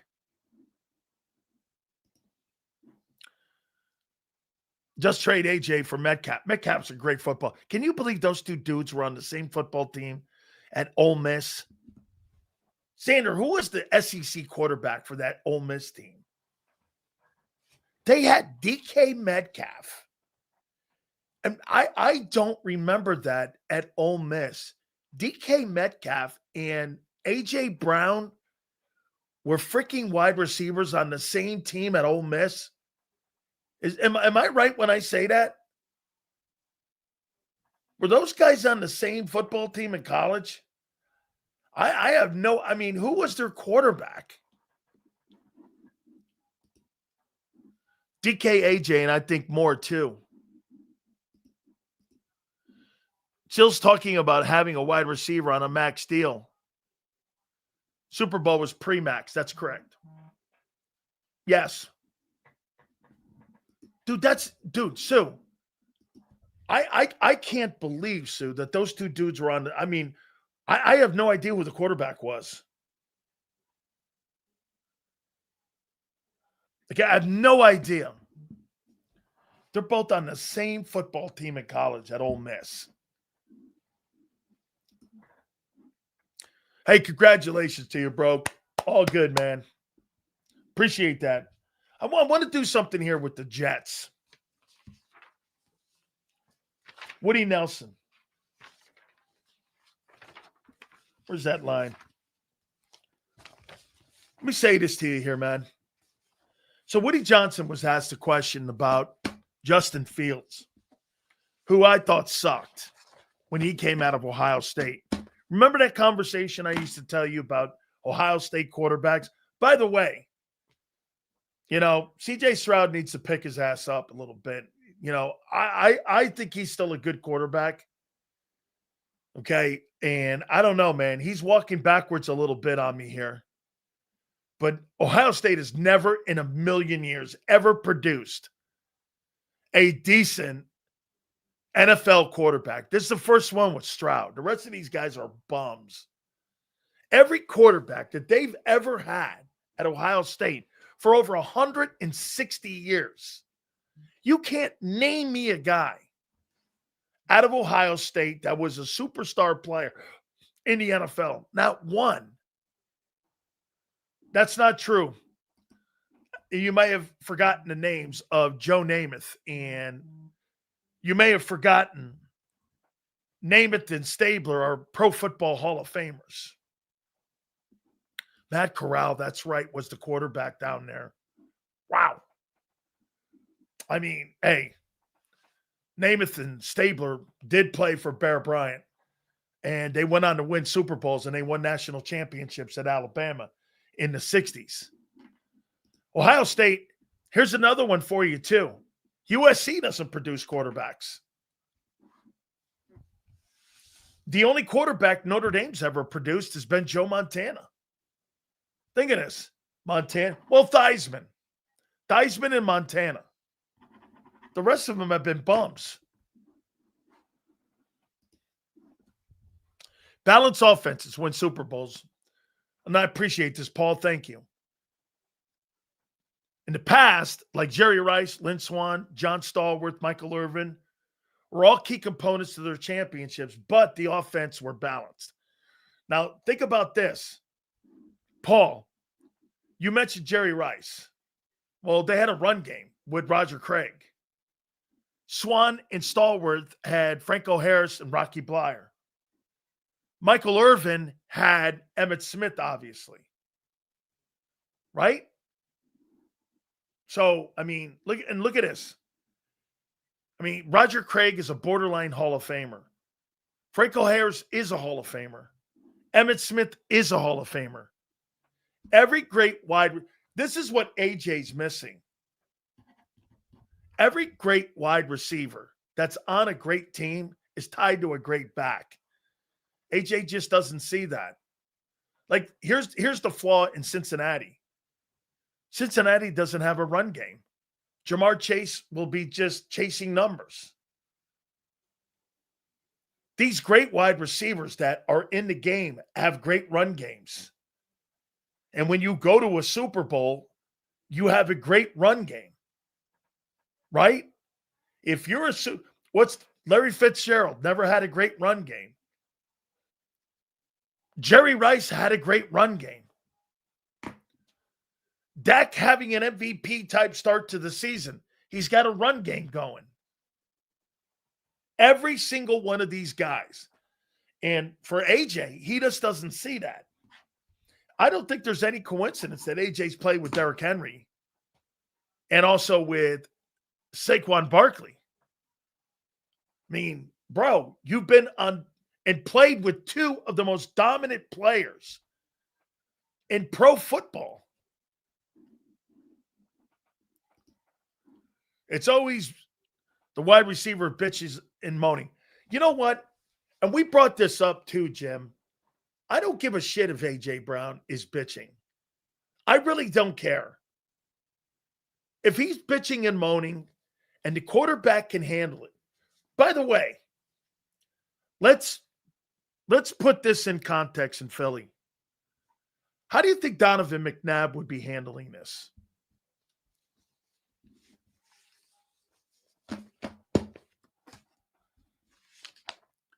How do you think Donovan McNabb would be handling this?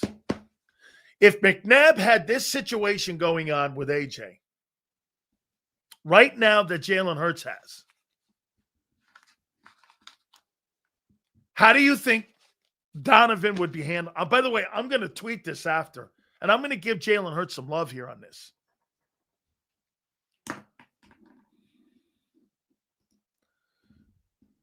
McNabb would have folded already. McNabb would be somewhere puking.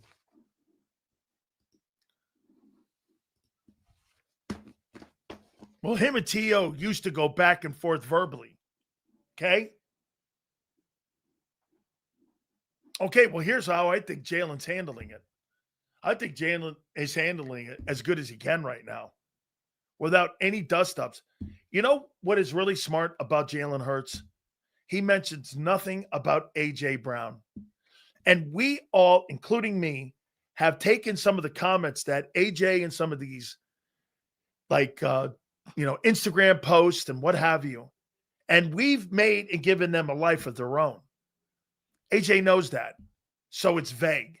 So if there's a reason for it, it's just unnecessary. So Jalen Hurts has done this, right?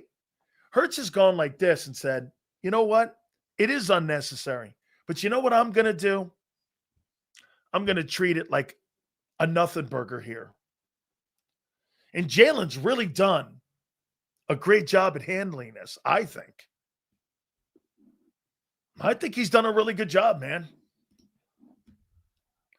How do you think Michael Vick would have handled it? Michael Vick, Philly, very well. Michael Vick, Atlanta, poorly. I think Michael Vick became a quarterback in Philadelphia. I think Michael Vick was a sensational talent in Atlanta.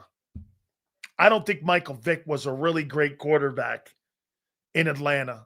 I think he became a really good quarterback in Philadelphia when he got around better coaching and knew how to use his abilities to the best of the coaches and what the roster was. I think Vick became better in Philly. Vic, to me, was somebody that you could build an offense around because he had really great coaches and he had an organization that knew how to handle it. Jalen's a smart dude. Thank you, Paul. I appreciate you, bro. I would be willing to bet the Carter Moss and T.O. would trade some of their stats for some rings. One day, AJ will realize how lucky he is. Hey, I've said this before. I'll say it again. I think the number one issue right now with A.J. Brown, he's looking at legacy. He knows he's behind the eight ball right now. A.J. Brown does not have a Hall of Fame career. How many people in here believe A.J. Brown has a Hall of Fame career? Let me see if we're all on the same page with this.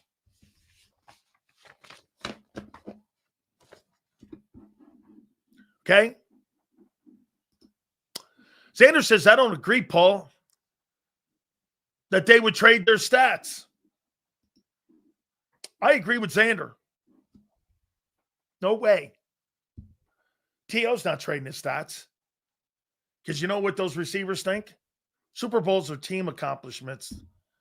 They're not trading individual accomplishments for anything. No player trades his individual accomplishments for anything. They're harder to get.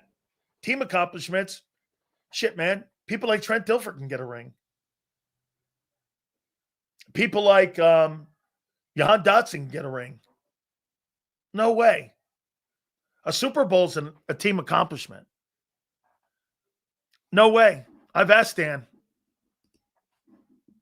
No, he didn't. That's not true.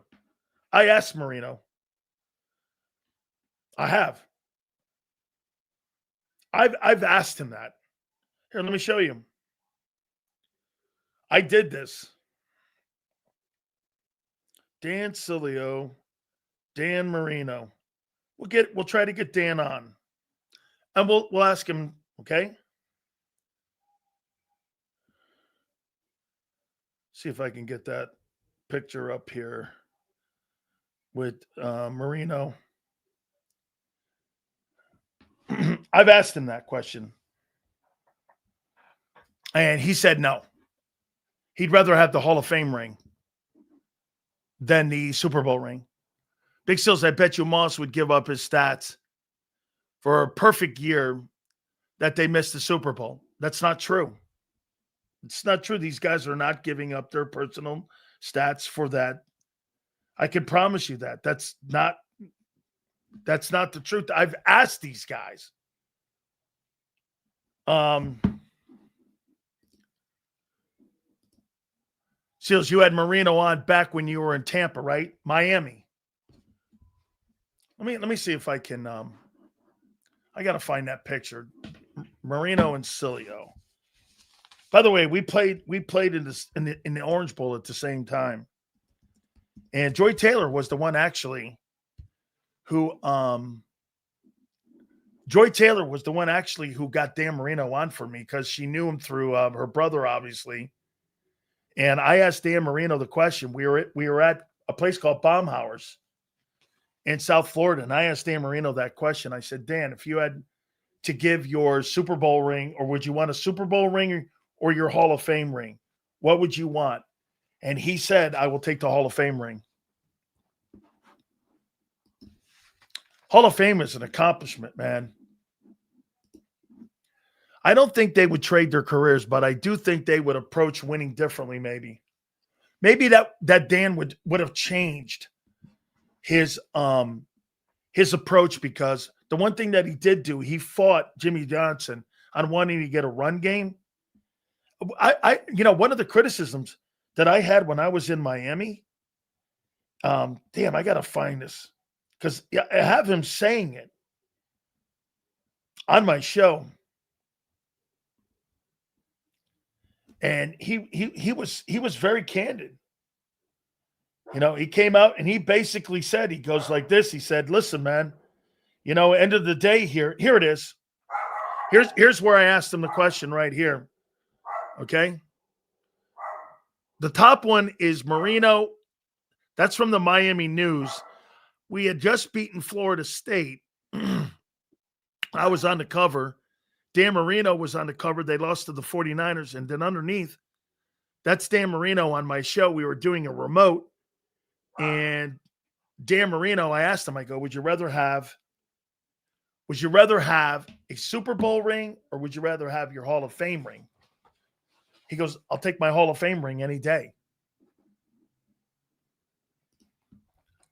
Paul, I'd love to ask Randy. I'll see if Michael Irvin can help me with Randy Moss. I love Baumhauer's, Silz. Great restaurant. Yes, he was an ex-Alabama guy. He's a dear friend. M. Reyes, thank you, bro. Yeah, because Joy, when Joy was producing my show, by the way, my wife, when Joy wanted to impress me, sorry here, Leon. When she goes, how can I impress Dan? Because she used to come to work all dressed, and I never gave a shit. My wife's smoking.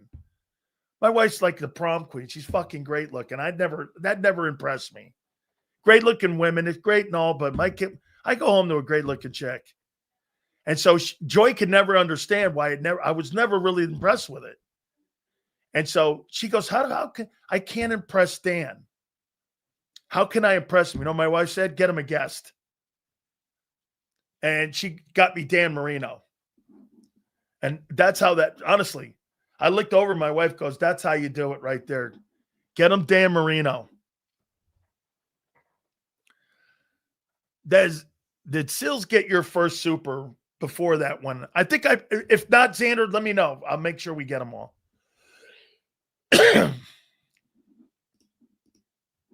People only remember you for a moment in the Super Bowl. You're remembered forever, immortalized as a Hall of Famer. Yes. Look, I think they want them both. Stills, do you think if Sterling made it, there's a path for AJ too? Sterling was injured. Sterling had an injury. Sterling Sharp, I didn't think he was a Hall of Fame player. He was a Hall of Fame talent. When Sterling Sharp got hurt, there were guys in the league by the name of Andre Rison, Michael Irvin, Jerry Rice. Those dudes were in the sport. Terry Holt. There were some really good wideouts in the game. And Sterling Sharp had numbers right along with Jerry Rice. Then he hurt his neck. And I played against him in college and when he was with the Green Bay Packers. Okay?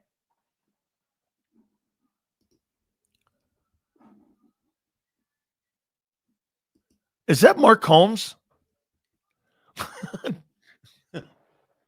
Hey, Xander, look at this picture by Mikey. Look at his picture here. He's got a picture of Mark Holmes with a chicken in his hand. Nice. Yeah. Yeah, no, AJ Brown is no shot at the Hall of Fame. And the only way he's going to get that is if he goes to a passing attack.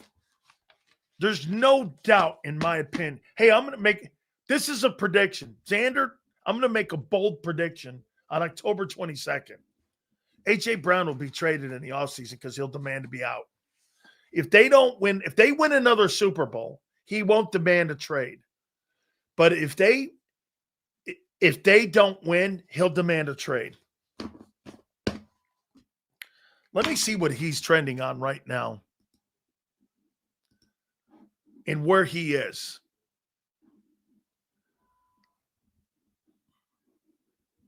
Let's see where he is right now.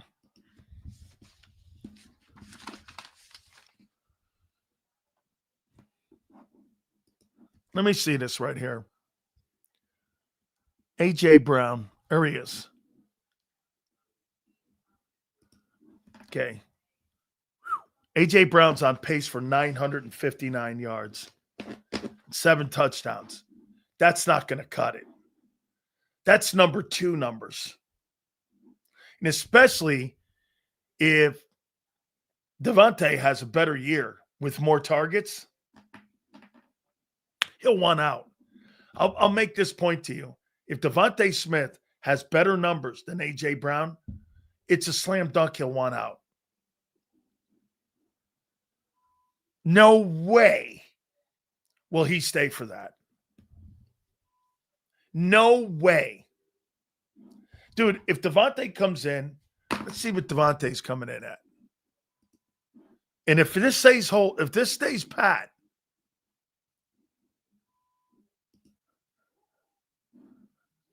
okay, if Devonta Smith has 92 catches and 1,200 yards and 5 touchdowns, and A.J. Brown comes in, those were targets. So let me go down here and do it again. If he has 70 catches for 959 yards, he'll demand a trade.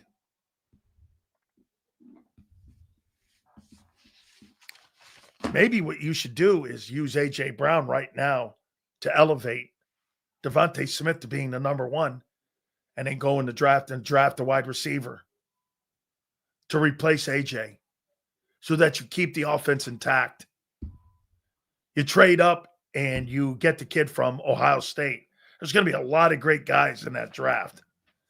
And get this, you get out from that, you get draft picks back, you move off the guy, you stop the bullshit on the sidebar stuff, and you get a kid on a rookie contract. And it offsets the dead cap money. Pretty good crew. Pretty good crew. This is going to be one of the best drafts in probably 25 years. I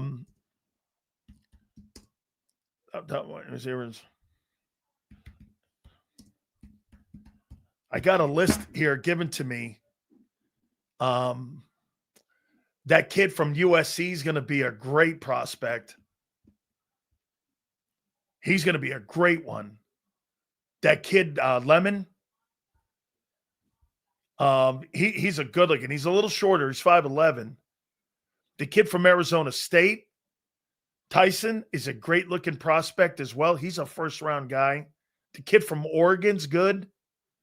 You're going to see a lot of kids, man. Carnell Tate is good as well. 6'2", 195. That's another dude. He's a junior. I'm not sure he comes out yet. Denzel Boston, the kid from Washington. There's a lot of good football players that are going to come out in that draft.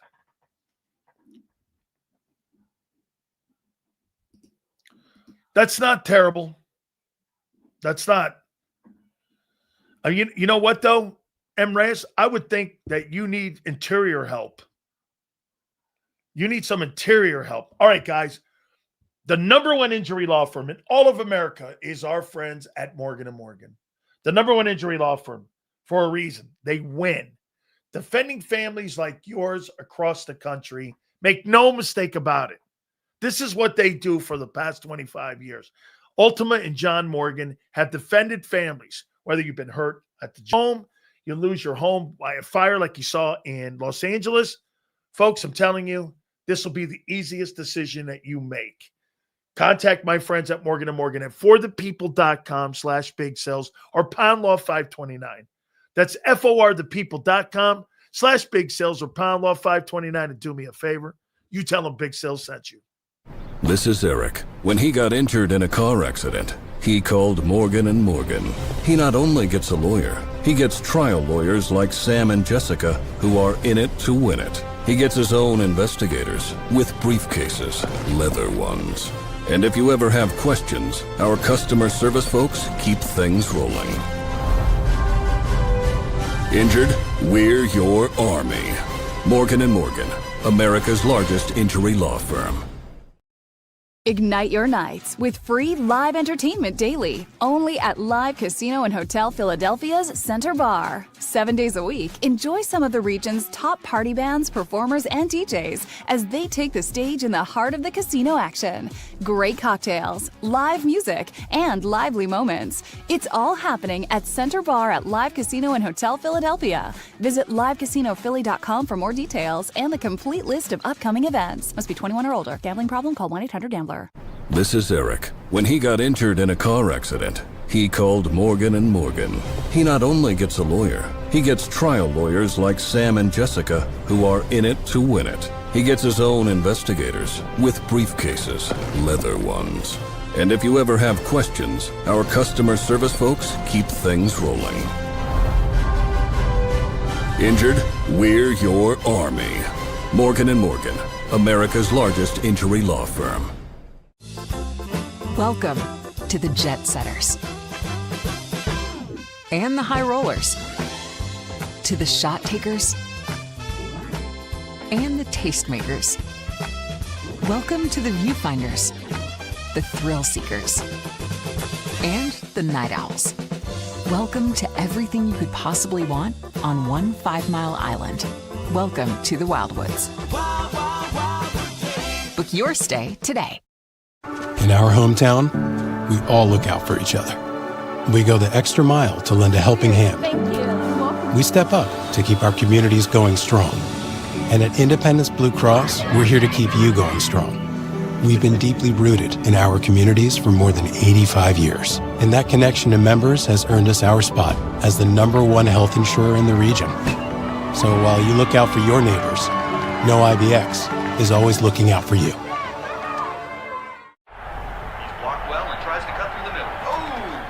Your gut says Miami is going to win, and you should take the over. Your gut also said your NFT selfies would only go up in value. They didn't.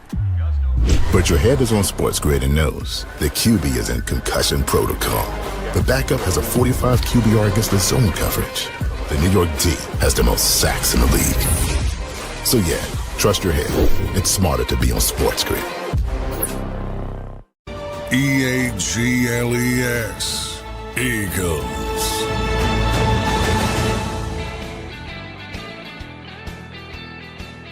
Some outstanding news for you. O.J. Anderson tomorrow will join us, and Kurt Warner.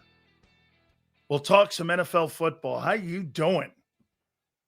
Mike North will be on Friday along with Philly Godfather. So the next 2 days, thank God they are scheduled with guests. We'll be posting them on our X account as well. So O.J. Anderson, the legendary running back. We'll ask him about Saquon Barkley.